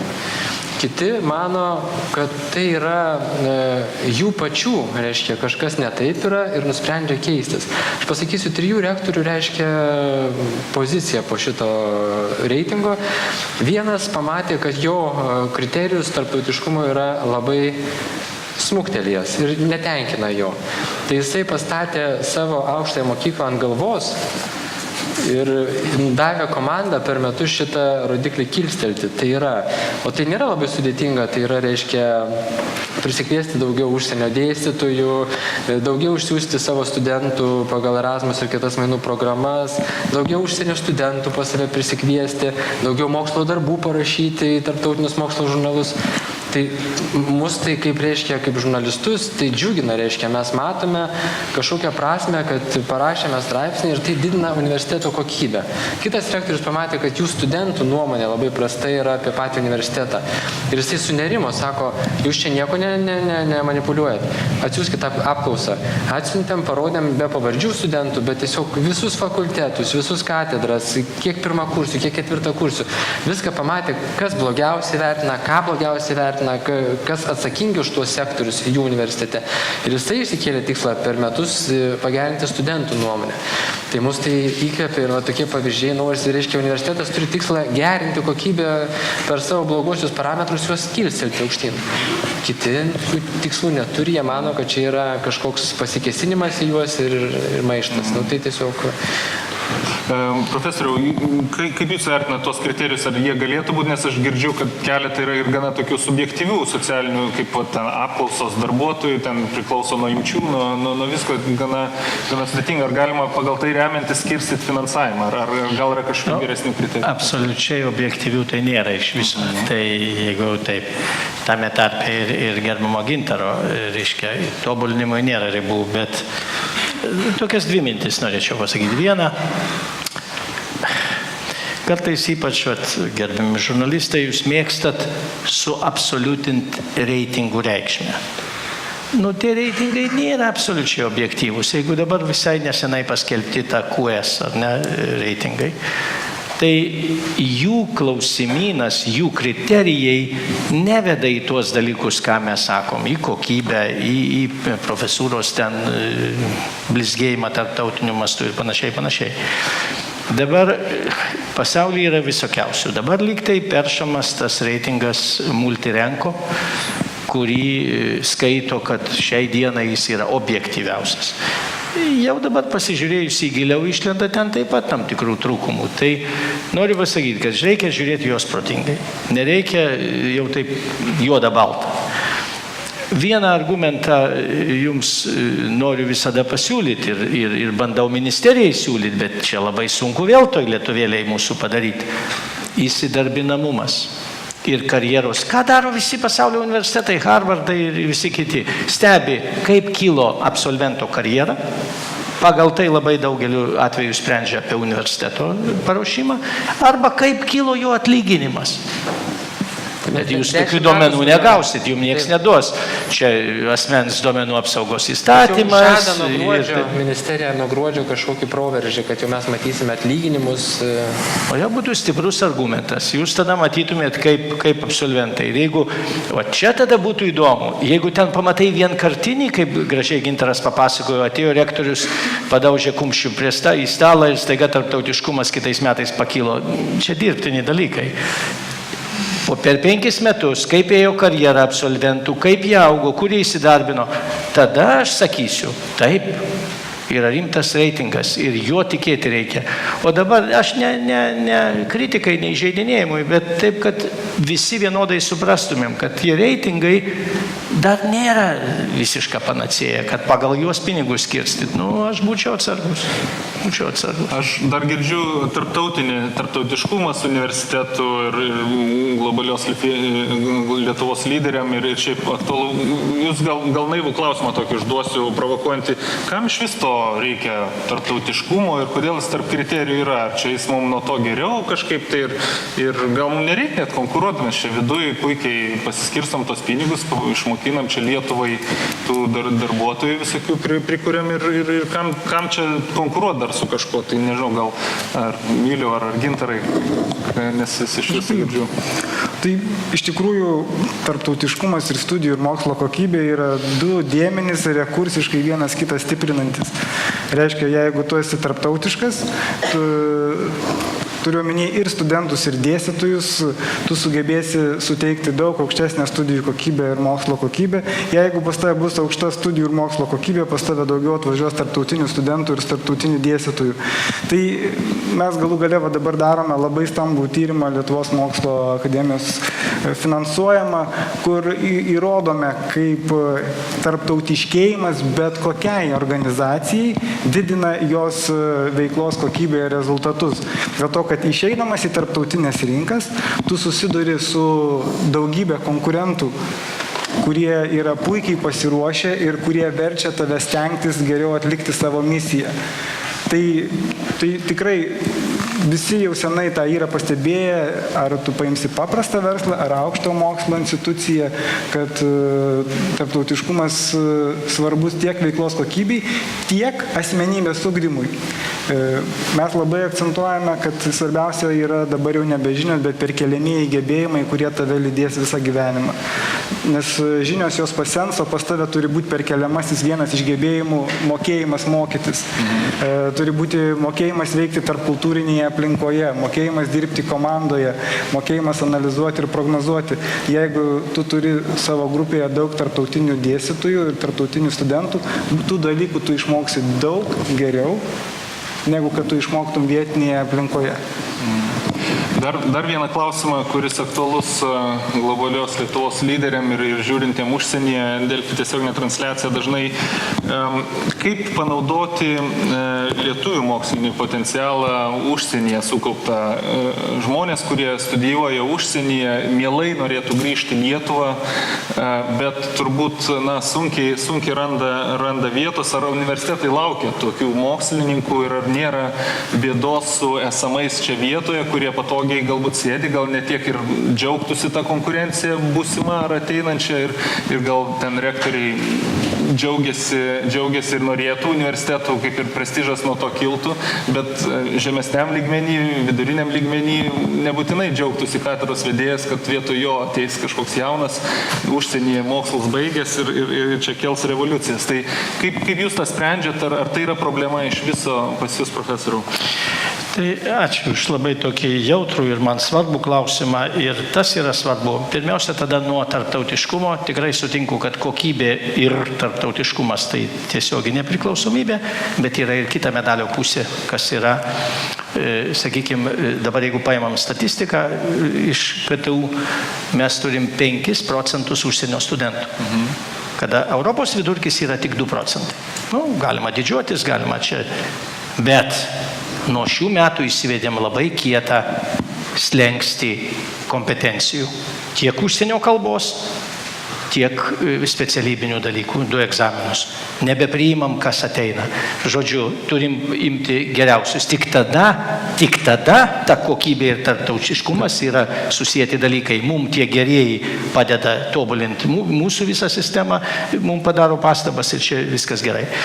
Dabar priminkit. Užsienio mokslininkų, lietuvių galimybių grįžti į... Nuoširdžiai atvirai papasakosiu, be pavardžių žinoma, yra 3 sėkmės istorijos, 2 nesėkmės. Taip, buvo tokių atvejų, kada terpė tarptautinį stiprų žmogų išstūmė.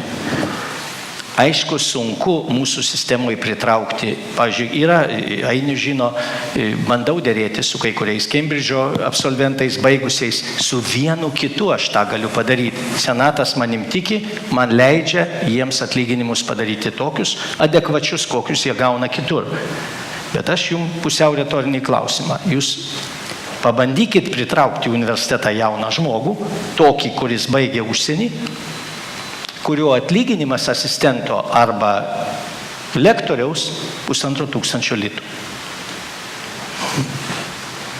Jums yra atsakymas. Vienam kitam talentui, tokiam genialiam tyrėjui, aš sugebu padaryti tą. Bet jeigu mes kalbam apie masiškumą, yra sunku. Yra nelengva. Vienas, kitas, yra tokių atvejų, kad terpė atstumia. Bet čia labai priklauso ir nuo pačio žmogaus, kuris ateina, ir nuo tokio pagalbos administracinės.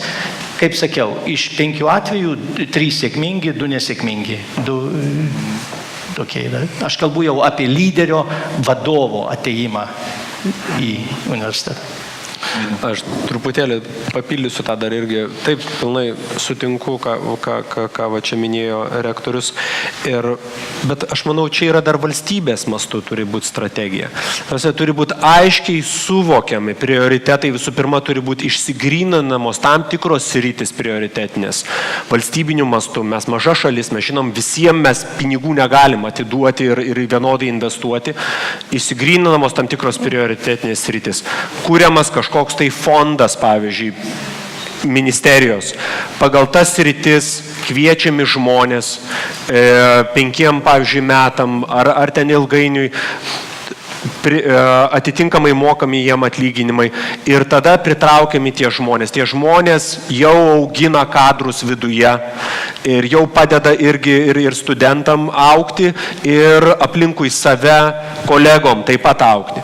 Tai tam reikalinga strategija. Labai aiški ir aš čia vėlgi grįžtu prie to, kaip mes jau irgi minėjom, kad ir valstybiniu mastu turi būti užduotas tonas ir su aiškia vizija, kur link einame. Tai ir tokie dalykai jie pastumėtų ir palengvintų. Galbūt galima kalbėti, atlyginimai yra vienas dėmuo, yra kiti dalykai, kurie užsienyje, jeigu jūs norit pritraukti profesorių, žinomą profesorių, tai bus ir infrastruktūra, tai yra kokia bus laboratorija, kiek į tą laboratoriją bus investuota, jeigu mes kalbame apie, pavyzdžiui, kokius biomedicinos, pavyzdžiui, mokslus, tai yra pati strategija, kad mes, netgi kitas dalykas, kad mes žinom, ko mes norim ir mes ieškom tų žmonių konkrečiai. Ar ne, šiuo atveju rektorius asmeniškai ieško, ar ne, bet yra galbūt, jeigu būtų tokie fondas kažkoks, pagal tai mes aktyviai žinotumėm, kur tie žmonės mokosi, kas ką baigia, kur kas studijuoja ir tada galima kažką atsirinkti. Bet čia reikia aktyviai to siekti ir ties tuo dirbti. Ir mes matom, taip, 3 sėkmės ir 2 nesėkmės atvejai, tai 60 kiek ten tų procentų yra sėkmės. Tai iš esmės tai čia yra labai labai gerai. Iš tų 3 yra vienas yra italas, vienas korėjietis. Ir 3 pamiršau kažkuris. 3, žinau, kad 3 sėkmės istorija. Gal kas dar šitą klausimą, jeigu ne, aš tada turiu kitą klausimą. Sigitai, aš diskutuojam apie lėšų trūkumą. Ar verslas negalėtų kažkaip prisidėti be to, kad sėdėti ir laukti ir čia ko neveiktos universitetus, neparuošia tinkamai, ten netokie jie tie darbuotojai busimieji. Ar verslas nejaučia pareigos ar neturėtų jausti pareigos prisidėti prie tos kokybės universitetų ir gal mokslo studijų ir kaip galėtų padaryti? Ar galvoja Pramonininkų konfederacija, ar jos nariai, ar kaip prisidėti ir konkrečių veiksmų gal? Na, iš tikrųjų prisideda ir labai daug. Na, sakykime, ESM yra, neatsimenu, kaip vadinasi, 100 talentų berods programa, kur didžioji dalis yra mūsų nariai, pradedant advokatų kontorom ir baigiant pramonės įmonėm. Su KTU, sakykime, irgi buvo tokia situacija, aš ten detalių nežinau, bet tekstilininkai nesurinko pakankamai žmonių, kad fakultetui apsimokėtų išlaikyti tekstilės specialistus, dalinai finansuoja tas vietas verslo įmonės, tas vyksta, bet sakykime, jeigu taip žiūrint iš moralinės pusės, verslas sumoka didelius mokesčius. Verslas yra realiai vienintelis mokesčių mokėtojas valstybė. Jeigu mes sakom ten, kad dar valstybė moka, realiai jinai moka paskui iš verslo surinktų pinigų. Ir mes sakom, kad jūs dar kartą tą patį apmokėkit. Žodžiu, situacija, jūs einate į kokią parduotuvę, nusiperkat pieną, bet jų jom duoda sugyžusi, jūs suprantat, kad neskanus tas pienas, jo negersit, reikia išmesti. Einat skūsti, sako, tai laikykit karvę savo, tai kam jūs te perkat, ta prasme, kam jūs čia sakot, blogas pienas ir taip toliau. Bet vis tiek jūs verčia tą pieną pirkti, kurio negalit naudoti ir jūs turit laikyti karvę. Tai jeigu mes mokam mokesčius, mes norim už jį gauti produktą. Arba kitas variantas, panaikinkim tos valstybinius universitetus, sakykime, aš jau čia šaržuoju kažkiek, mes tada remsim tuos universitetus ir pirksim iš jų darbuotojus. Kam tada reikalinga valstybės sistema su savo biurokratija, su kartais ministerijai pavaldžiom, neaiškiai ką veikiančiom įstaigom ir panašiai. Bet čia turbūt ta logika sekant, tai visi Lietuvos piliečiai moka mokesčius ir tada turėtų ir mokslas nemokamas būti ir tada mes visi susimokam ir turim kažką gauti. Tai čia turbūt ir tikslas yra ne kad čia galbūt daugiau verslo brandos klausimas ar verslas pribrendęs padėti, prisidėti ir ne dėl to, kad gaut kažką. Ne, tai kaip minėjau, ta prasme yra problemų ir su verslu. Iš tikrųjų, verslas turi pakankamai daug instrumentų įtakoti universiteto veiklą, bet ne visada pasinaudoja. Tarkim, dalyvavimas tarybose universiteto. Na, iš tikrųjų, vienose universitetuose, sakykime, pas poną Baršauską, žinau, kad ten veikia beveik idealiai tas dalykas. Žinau universitetų, kur tarybos yra visiškai formalios ir universitetam labai sunku prisikviesti kažką į tarybos posėdį iš verslo, nes realiai tam tikram verslininkui reikia tik tai garbės, kad jis galėtų įsirašyti savo CV. Studijų programų rengimas. Vienose universitetuose verslininkai yra labai traukiami, kitose jie per patranko šūvį neprileidžiami, kad neduok Dievę pasakys, kad ta programa jau yra senokai atgyvenusi. Iš tikrųjų yra tų instrumentų. Vienais atvejais universitetai nenori, kad jie būtų panaudoti, kitais atvejais pats verslas yra per daug apatiškas. Profesoriau, gal iš jūsų pavyzdžių, užsienį labai populiaru steigti, kaip čia, vietas profesūrai ar net teikti stipendijas studentam, verslo ar turtingų žmonių. Ar yra tokių atvejų Lietuvoje, ar yra planuojama ir kuri iš tų priemonių geresnė būtų, ar geriau profesūrai steigti vietas, kad atsikviest, nežinau, lyderius pasaulio, ar studentam kažkokią stipendiją, ar dar kažkokiu būdu prisidėti verslui? Keletą tokių momentų galiu pasakyti. Aišku, su verslu, čia man mėgstama tema, mes tikrai šitą padarė ir dirbam labai daug. Ir į programas įtraukia, kiekvienam programų komitete yra 3 verslininkai, 3, ne vienas, bet 3. Žinoma, labai gražiai Sigitas pasakė, yra visko. Yra ir aktyvių, ir neaktyvių, ir taip toliau. Dabar dėl nusimušiau kažką tai. Dėl steigimo profesūrai arba stipendijų. Kažkokia tokia, tik paminėjot Argintą. Tai su Arginta vakar buvau su visa komanda susitinkęs ir šnekam apie tą užsienyje adjunct professor. tą variantą, kada ateina praktikas, jis gauna profesoriaus pareigybę ir jis dėsto praktinius dalykus. Tai kol kas Lietuvoje nėra, sakau atvirų tekstų, bet tokius dalykus jau pribrendę ir jau neužilgo vienas kitas bus. Tokie dalykai labai geri. O mes kol kas darydavom taip. Į kiekvieną modulį programos įvesdavom praktiko minimum 1-2 paskaitas. Praktiko, kuris ateina iš verslo, iš įmonės, tai privaloma. Kiekvienoj programoj ateina praktikas ir duoda savo sėkmės istoriją, savo dar ką nors. Ir kartais ta paskaita būna vertingesnė už bet kokias teorijas, už bet kokias formulės. Deja, tai būna. Tai šitas yra. Bet norėtųsi tokio platesnio, su to, kur vadinamas, aš nežinau net kaip lietuviškai būtų adjunct professor, tai verstųsi, padėkit, kas išverst. Profesorius Priedas. Profesorius praktikas. Praktikas, profesorius, kažkas tai. Čia turbūt dar jūsų klausimas buvo susijęs su Professor Chairs, kurios yra finansuojamos. Tai mes dalinomės patirtim su norvegais, mūsų steigėjais. Tai vat yra labai gražus pavyzdys. Prieš 30 metų jų aukštojo mokslo, sakykime, aukščiausi pareigūnai susitiko su akcininkais didžiausių jūrininkystės kompanijom ir įtikino, kad reikia įsteigti keletą stiprių Professor Chairs jūrininkystės srityje. Ir dabar, jeigu tu nori pasaulyje studijuoti jūrininkystės technologijas, geriausioje vietoje atsakymas yra vienas – Norvegija. Bet tas atėjo tik tais maždaug per 20-30 metų. Tai aš suprantu, kad Norvegijos verslui truputėlį yra kitos sąlygos investuoti, turint omeny visą aplinką, ir Lietuvos verslui kada sunku padaryti tokią ilgalaikę investiciją, nes gali būti, kad ta įmonė, kuri investavo, net tiek laiko pati neišsilaikys.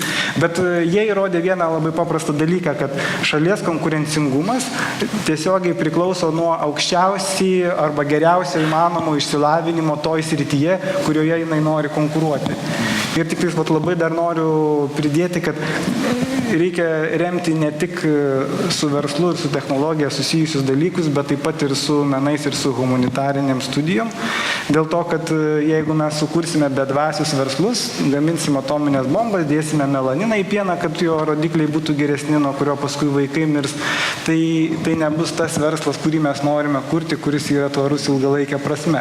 Tai būtų labai gerai, kad visi savo bendrom pastangom įkalbintume tiek daug pasiekusius verslininkus, tiek galbūt užsienyje kapitalą susikrovusius žmonės, kad kurti įvairiose srityse profesoriaus kėdės, kurie tada tiesiogiai būdami atskaitingi tam, kuris finansuoja tą vietą, sukurtų tikrai apčiuopiamus rezultatus, iš kurių naudą turėtų visa šalis ir visas regionas.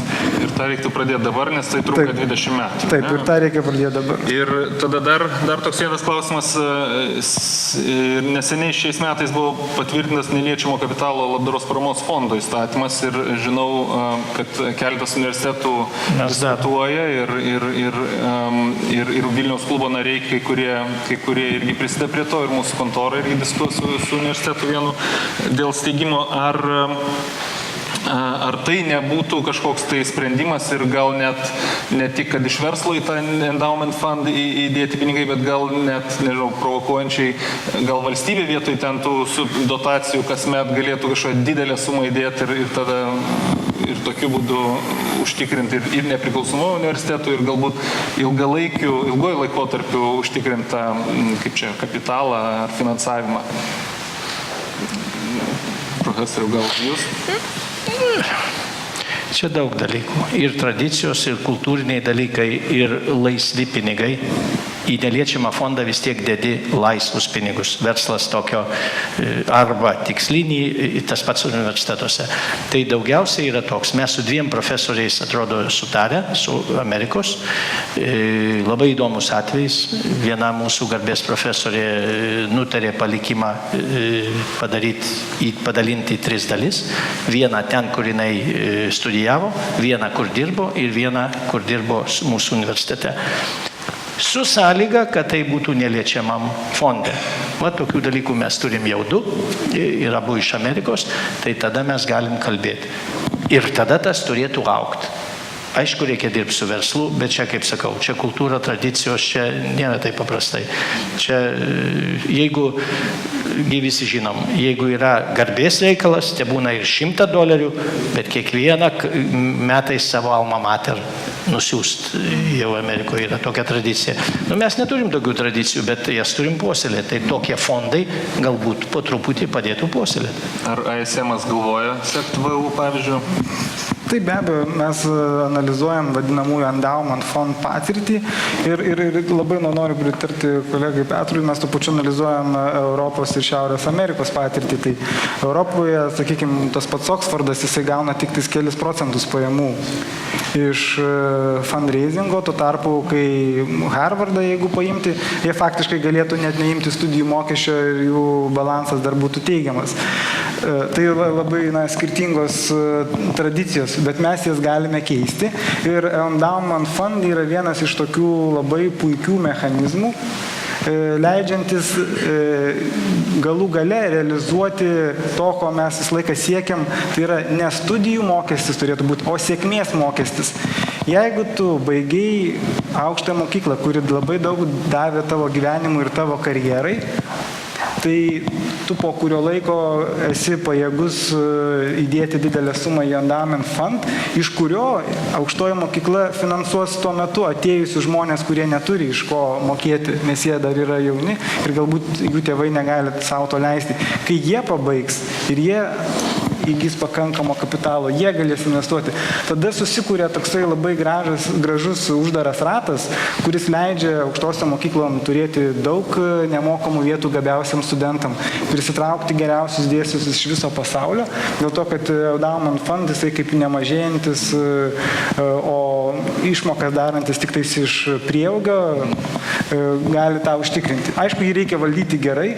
Pats atsimenu skaičius Harvardo endowment fondo, kai buvo krizė, kiek sumažėjo jo vertė, tai skaičiai būtų įspūdingi, jeigu net su valstybės Lietuvos biudžetu palyginti. Taip, ir dėstytojai turėjo skraidyti vietą verslo klasės ekonominę klasę ir jiems buvo labai sunku, tą irgi atsimenu. Ainiau, dar kažką norėjai pridurti, gal prieš... Taip, aš tik norėjau pridurti, kad jeigu mes kalbame apie apskritai platesnių valstybinių mastų, tai yra vienas iš tokių momentų, kuriuos mes turim turėti omenyje. Aš, pavyzdžiui, dariausi doktorantūrą Vašingtono universitete, kas yra valstybinis universitetas, bet jis turi endowment. Bet kas tada atsiranda, kokios atsiranda paskaitos? Valstybė žino, kad tu jau turi tam tikrą endowment. Tada jie pradeda karpyti savo finansavimą, nes jiem yra pagunda nukirpti savo dalį ir atiduoti daugiau naštos universitetui. Ir ypač tai labai greitai pasijaučia krizės metu, kada visiems sunku ir tada pradeda visus veršti diržus. Ir atitinkamai tokiu atveju lengviau yra paveršti ir universitetas vėlgi toliau stumiamas link to modelio. Bet tas modelis dar yra vienas dalykas, kad jisai, kaip ir pavyzdžiui labdaros institucijos, jisai yra dažnai selektyvus. Ta prasme, žmonės, kurie finansuoja tam tikrus dalykus, kitus dalykus galbūt netaip finansuoja. O universitetui ir valstybiniu mastu reikia mąstyti apie viską, o ne apie vieną kitą poziciją. Kaip priedas, tai yra labai geras priedas, tai iš tiesų yra naudingas ir jis turi savo vietą, bet jo suabsoliutint, bent jau jeigu mes mąstom platesnių mastų, negalima, nes jisai nėra tai, kas iš tiesų išveš mus. Tai aš dėkoju diskusijos dalyviam. Prieš pabaigiant mūsų čia mano klausimų tiradą ir perinant galbūt prie auditorijos klausimų, aš dar noriu užbaigti tą diskusiją tokiais galbūt konkrečiais pasiūlymais. Mes aptarėm, įvardinom problemas, kaip žiūrėsim 2 ar 4 problemas ir šiek tiek padiskutavom apie įvairius sprendimo būdus. Gal kiekvienas iš jūsų galėtumėt pabaigai po vieną apibendrinantį sprendimą ar jūsų nuomonė, nuo ko reikėtų pradėti, nuo kokio žingsnio reikėtų pradėti Lietuvoje, kad pasikeistų ir pagerėtų ta universitetų kokybė. Ir kas konkrečiai iki kada tą turėtų padaryti? Galbūt tokį klausimą, nuo kurio šiame pusės pradėsim. Gal profesorių jūs gal pasiruošęs, matau, skaitot. Tai bandžiau darytis ten apie kitus dalykus, norėjau vieną papasakot, bet kokius 3 dalykus reikėtų daryti?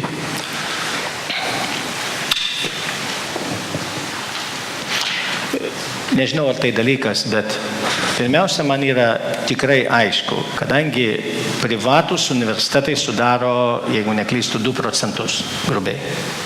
Reiškia, didžioji dalis Lietuvoje universitetų yra valstybiniai.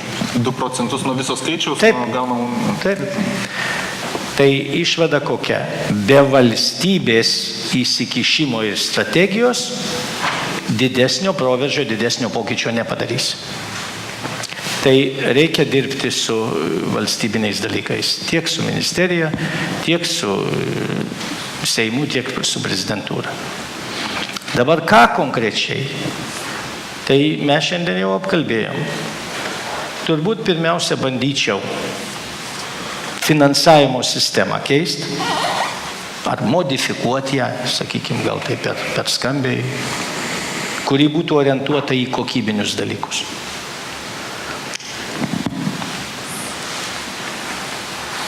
Ir trečias dalykas,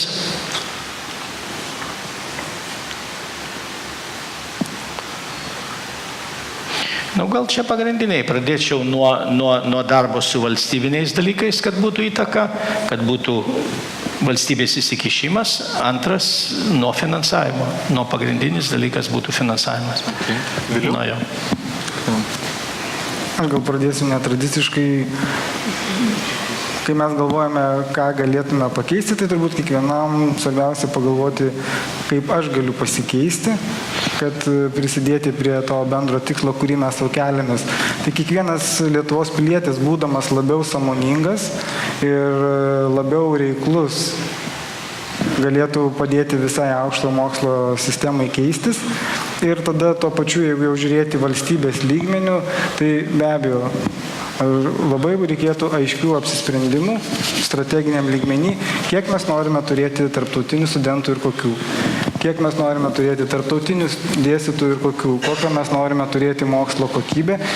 Ir tos dalykus apsisprendus ir labai aiškiai įvardinus, nes kai kada universitetai mielai sutiktų, tiesiog visiems reikia labai aiškaus sprendimo, pajungti svertus, kuriuos valstybė turi, nes jinai iš tiesų finansuoja didžiąją dalį sistemos ir tuo pačiu jinai kontroliuoja ir kokybę tikrinančiasias institucijas. Ar aš apibendrinsiu teisingai, kad jūsų akcentas yra ant tarptautiškumo didinimo ir kad finansavimo sistema turėtų tą skatinti universitetuose? Taip, finansavimo sistema turėtų tarptautiškumo didinimą skatinti ir pati sistema turėti aišką viziją, kur mes norime nueiti. Nes tarptautiškumas yra priemonė, tai nėra tikslas. Tai yra labai puikiai priemonė, tai yra labai puikus variklis, bet tai nėra tikslas. Okay. Gintarai, gal jūs turite receptų Lietuvai? Iš tikrųjų, man susidaro įspūdis, kad visi ir čia sėdintis, ir ne čia sėdintis nori kaip geriau, bet išeina kaip visada Lietuvoje. Ir ta kokybė negerėja, bet kai kuriuose universitetuose netgi prastėja. Todėl aš manau, kad reikia tokio sukrėtimo įvairioms interesų grupėms. Tie sukrėtimai galėtų būti ir savanoriški viena vertus, kiti prievartiniai. Kalbant apie savanoriškus, tai galinga jėga čia galėtų būti studentai. Įsivaizduojat, studentė, kokia galinga jėga yra pasaulyje. Ir jeigu jie pareikalautų kažkaip radikaliai kokybės, rašydami skundus, net protestuodami, reikšdami savo nuomonę interneto svetainėse, įsivaizduojat, čia kartu savanoriškai galėtų prisidėti žiniasklaida, kuri galėtų viešinti dramatiškai pasibaisėtinus antikokybės pavyzdžius universitetuose.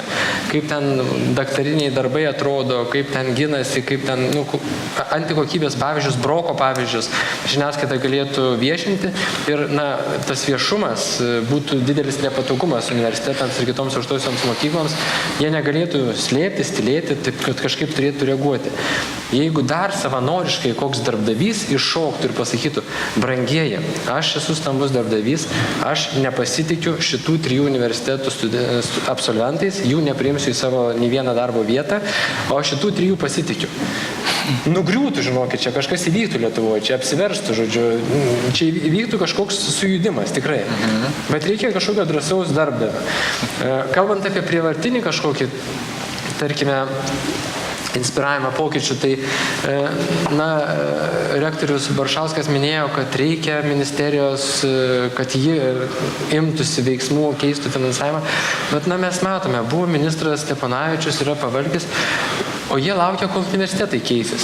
Ir jau laukiam, žodžiu, 7 metai ir viskas, kaip ateina stojamieji, šie metai praėjo, stojamieji baigėsi ir mes žinom, kad iki kitų stojamųjų nebus stambių pokyčių.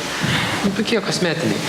Tai vadinasi, vieni laukia, tai reikia, kad ministerija įvestų tuos 2 esminius punktus, tai įvestų tą minimalų balą, kuris kažkiek kilsteltų kokybę, nepriimtų visiškai nemokintinų žmonių universitetus, ir kartu kažkaip inspiruotų, kad susijungimas įvyktų bent universitetų, kurie jau šiandien yra finansiškai bankrutavę, jau ten finansai yra minusuose visiškai, bet jie dar gyvena kažkaip.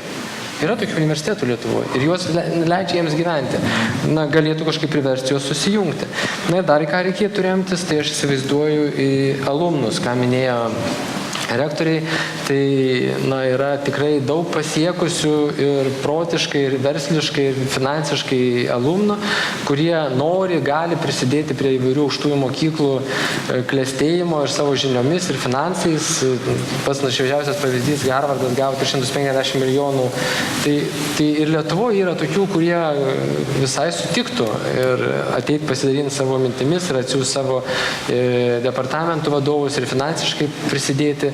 Bet mūsų universitetai taip gana formaliai žvelgia į alumnus.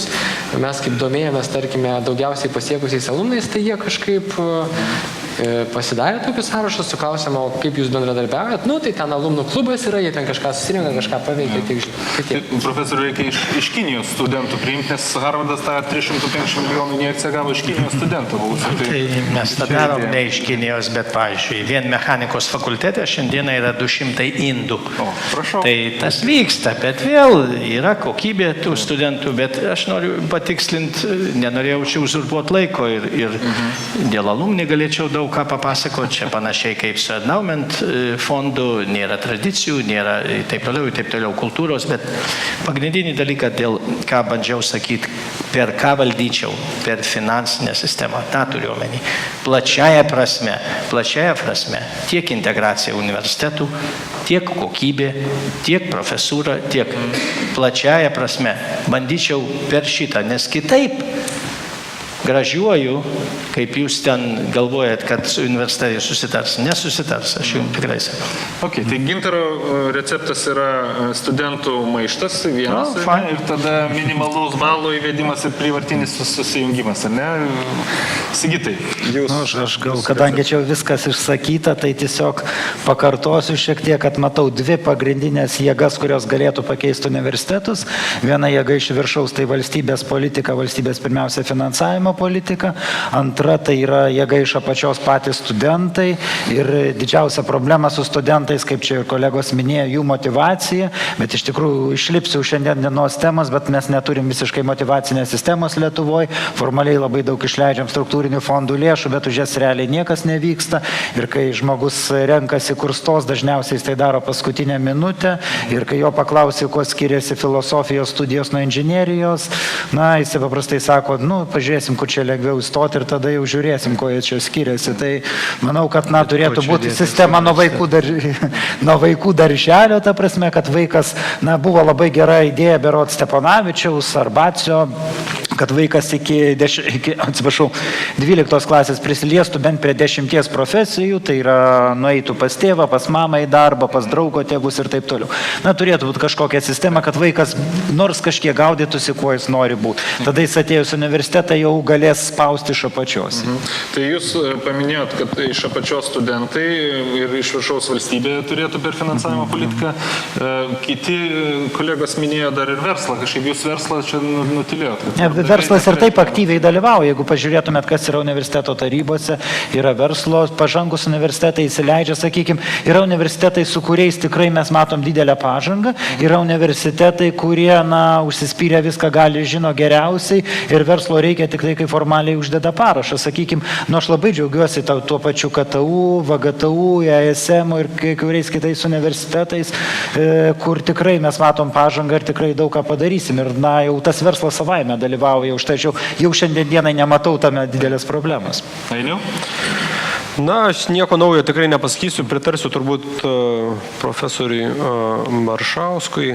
Tai yra finansinės paskatos apskritai skatinti. Ir skatinti ką? Skatinti apsijungimą, skatinti profesūros kokybę, tarptautiškumą, pritraukimą. Tai yra per atskirą fondą iš vienos pusės, iš kitos pusės per kažkokią tai per vertinimų kriterijus profesūros ir tai susijęs su atlyginimais. Ir aišku, visas finansavimo modelis taip pat turi keistis. Aš sutinku, jog dabartinis finansavimo modelis nors ir turi tam tikrų kažkokių tai galbūt pliusų, bet iš esmės nebeveikia ir jis tai tikrai dar daugiau padeda iškreipti tą sistemą ir tą nelygybės kažkokias ir atotrukius tarp studentų, tarp kokybės universitete, tarp programų. Žodžiu, tie trys momentai būtų, jeigu aš dabar galvoju, aš paminėjau, ir apjungimas apskritai universitetų.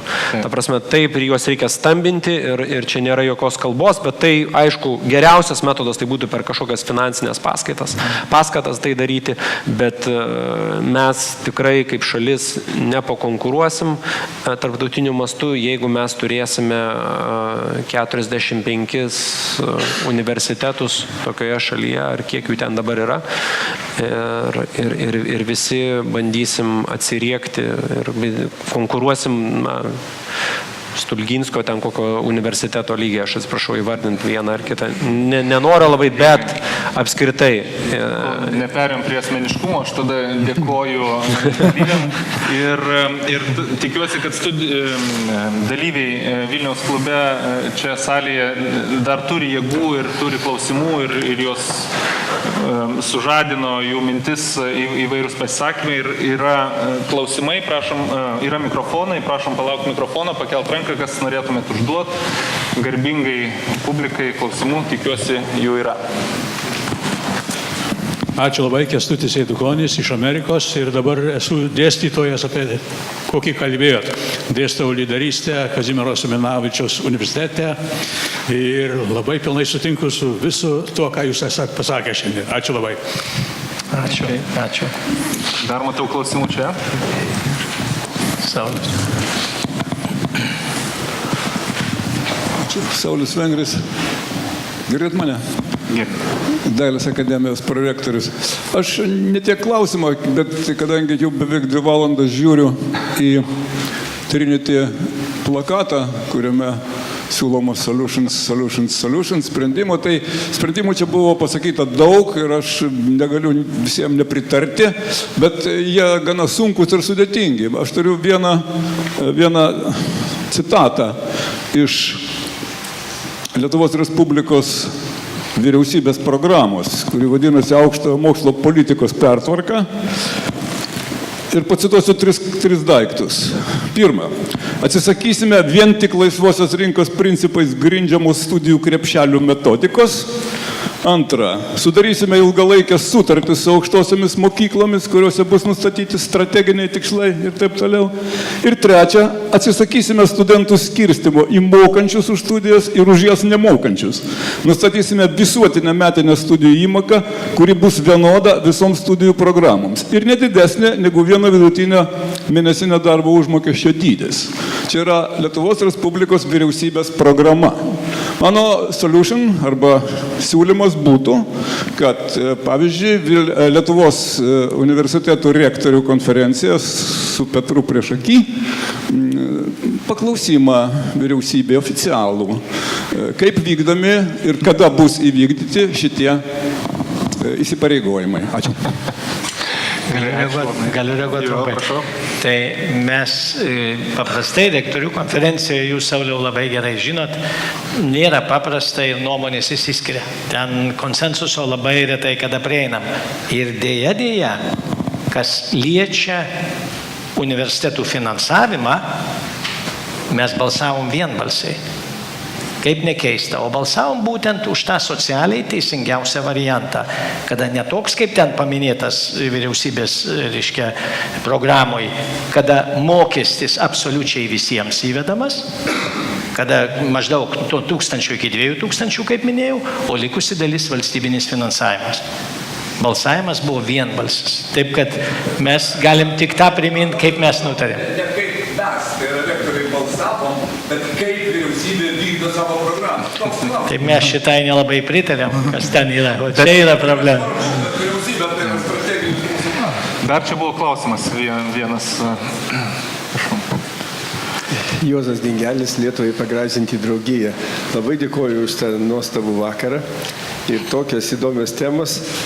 Bet norėčiau paklausti, kadangi Lietuva žinoma kaip daugiausia universitetų turinti pagal gyventojų skaičių ir daugiausia baigusių aukštosius mokslus turbūt Europos lygmenį. Ne visai. Panašiai, bet reiškia ruošiam plačiai Europai specialistus. Kai kurie ekonomistai paskaičiavo, kad per šitą laikotarpį mes čia jau kažkur tai už 40 milijardų jau paruošėm užsienį tų specialistų ir ruošėm jiems. Tai visų pirma labai man patiko rektoriaus mintys, kad Jeigu tik tai 2 procentai privačių, tai valstybė turi griežtai turėti savo programą. Ir va čia labai tiksliai papildė. Bet jeigu valstybė nenustatys to skaičiaus, kurio Lietuvai būtinai reikia specialistų su aukštoju mokslu, o kokį tai burbulą ir toliau pūsim, tai aišku, čia nieko nebus. Ir vat, po šitokių minčių, jeigu čia įrašyta ir jeigu nebus priimta sprendimų, ką konkrečiai keisti, ir jūs tokie išmintingi vyrai nepasiūlysit, tai niekas ir nekeis. Mes visuomeninių organizacijų lygmenį ir nuo mokyklų renginių, kiek mes rengia, ir kiek ten pas mus ir akademikų, ir mokslininkų, profesorių, diskutuojam tom temom, ir su mokytojais, viską. Tikrai jaučiam situaciją, ką reikėtų daryti. Ir nieks nevyksta, tik tai šnekam.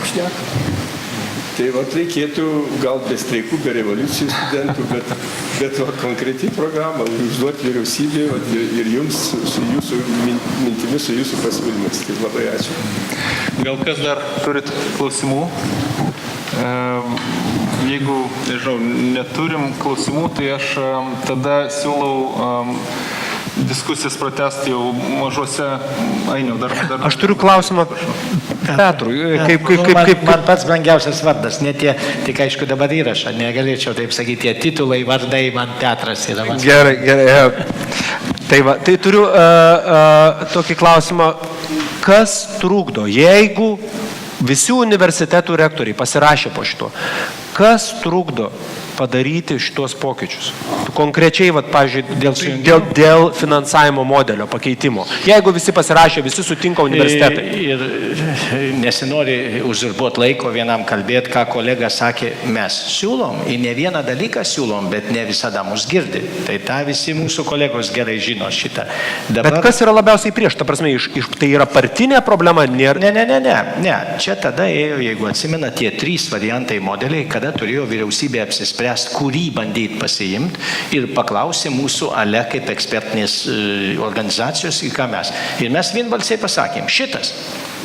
Bet tada prasidėjo tos istorijos su konstitucijos keitimu, su visokiais dalykais ir sustojo tie dalykai.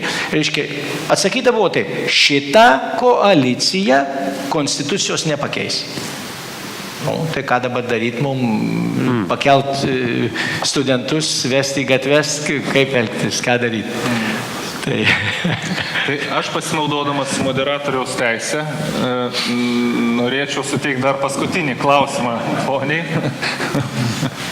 Labas vakaras, Ilona Kazlauskaitė. Aš norėjau užduoti klausimą jums, gražiai vyriškai kompanijai šiandien. Koks jūsų požiūris į būtent mokslinio laipsnio turėjimą? Tai aš kalbu apie magistrą ir daktaro laipsnį. Kokia yra šiuo metu tendencija? Paskutinį 5 metį, galime sakyti, labai ryškiai matosi, kad studentai pabaigę bakalauro studijas nebesirenka magistratūros. Ir visiškai nepriklausomai nuo to, ar yra finansavimas tam, ar nėra, nes yra daug laisvų valstybės finansuojamų vietų magistratūrai. Statistiškai tai yra magistratūrą pasirenka mažiau negu 30% baigusių bakalauro laipsnį. Iš tų, kurie nueina į magistratūrą, tik 6% eina į doktorantūrą. Ir tikrai universitetų, ypač valstybinių, pasakys, kad vietų yra, bet nėra norinčių studijuoti doktorantūrai. Vėlgi, tai yra viena pusė, kad aišku, galbūt doktoranto stipendija yra per maža ir panašiai.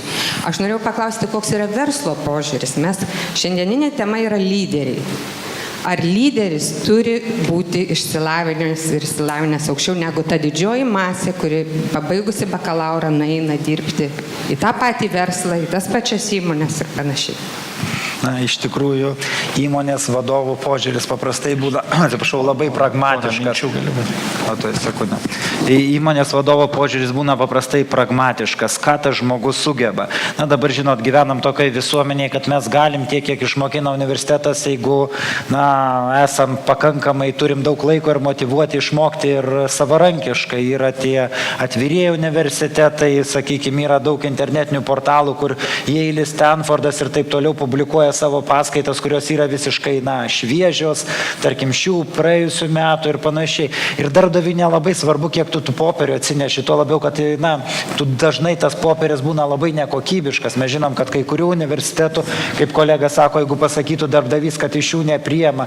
Iš tikrųjų, ne vienas darbdavys yra pasakęs ir dažnai pusiau oficialiai, kad mes iš to ir to universiteto visai darbuotojų nepriminėsim. Tai, šiandienai tas popieris dažnai neidentifikuoja kokybės, už tai darbdavys nėra svarbus. Aš į gerbimus Ilonos norėčiau sureaguoti, nors daugiau gal gerbimai Ilonai verslas įdomu, bet Suomijos pavyzdžių, vėl Suomijos pavyzdžių. Visuomenės branda. Sakykime, Suomijoje skiriant verslo įmonės vadovą, labai didelis prioritetas yra daktaro laipsnis. Mas mūsų tos kultūros nėra. Aišku, gal ir devalvuoti tie vardai ir visa kita. Dar dvi mintis dėl to magistro. Kaip visada nėra juoda balta. Iš vienos pusės reikia prisipažinti, kad universitetai neduoda pridėtinės vertės magistrantūroje ir jaunimas nemato ir neina. Vienas variantas. Kitas variantas – ekonominės Lietuvoje sąlygos.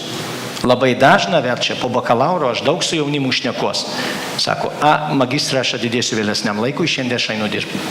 Tai čia toks, priežasčių ten ne viena ir ne dvi. Ir vėlgi pasinaudodamas moderatoriaus teisę, labai noriu padėkoti ir diskusijos dalyviam, ir klausytojams, susirinkusiam Vilniaus klubo salėje ir Delfi tiesioginės transliacijos žiūrovam. Siūlau padėkoti dalyviam už puikų vakarą ir ačiū labai. Ačiū už kantrybę.